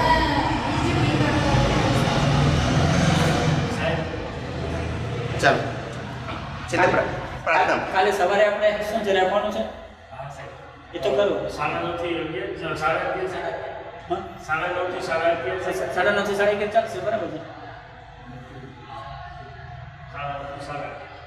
કયું વાત? અને એના પહેલા સવારે રાખવું હોય. ના પછી પહેલા દર્શન કરવા જઈશું. દર્શન કરવા જઈશું. અચ્છા, અમારા મિત્ર મહારાજ છે આચાર્ય ભગવાન ભાઈ મહારાજ પ્રદ્યુમ્ન, એમને મળવા જઈશું કાલે. એ તો બધા કેટલા બધા ઓળખતા. છેલ્લે પ્રાર્થના બોલી એક જ મિનિટ. હે અંતર્યામી પરમાત્મા, આપ દરેક જીવ માત્રમાં બિરાજમાન છો, તેમજ મારામાં પણ બિરાજેલા છો. આપનું સ્વરૂપ તે જ મારું સ્વરૂપ છે. મારું સ્વરૂપ શુદ્ધ આત્મા છે. હે શુદ્ધાત્મા ભગવાન, હું આપને અભેદ ભાવે અત્યંત ભક્તિપૂર્વક નમસ્કાર કરું છું. અજ્ઞાનતાએ કરીને, અજાગૃતિએ કરીને મારા થકી જે કંઈ પણ દોષો થયા છે અને થાય છે તે સર્વ દોષોને આપની સમક્ષ જાહેર કરું છું. તેનો હૃદયપૂર્વક ખૂબ પસ્તાવ કરું છું અને આપની પાસે ક્ષમા પ્રાર્થું છું. હે પ્રભુ, हे प्रभु મને ક્ષમા કરો, ક્ષમા કરો, ક્ષમા કરો. મને ક્ષમા કરો, ક્ષમા કરો, ક્ષમા કરો. અને ફરીથી આવા દોષો અને ફરીથી આવા દોષો ક્યારે પણ ન કરું, ક્યારેય પણ ન કરું. એવી આપ મને શક્તિ આપો. એવી આપ મને શક્તિ આપો. હે શુદ્ધાત્મા ભગવાન, હે શુદ્ધાત્મા, આપ એવી કૃપા કરો કે આપ એવી કૃપા કરો કે અમને ભેદભાવ છૂટી જાય અમને ભેદભાવ છૂટી જાય અને અભેદ સ્વરૂપ પ્રાપ્ત થાય. અને અભેદ સ્વરૂપ પ્રાપ્ત થાય. અમે તમારામાં અમે તમારામાં અભેદ સ્વરૂપે અભેદ સ્વરૂપે તન્મયાકાર રહીએ. તન્મયાકાર રહીએ. જય સચ્ચિદાનંદ. જય સચ્ચિદાનંદ.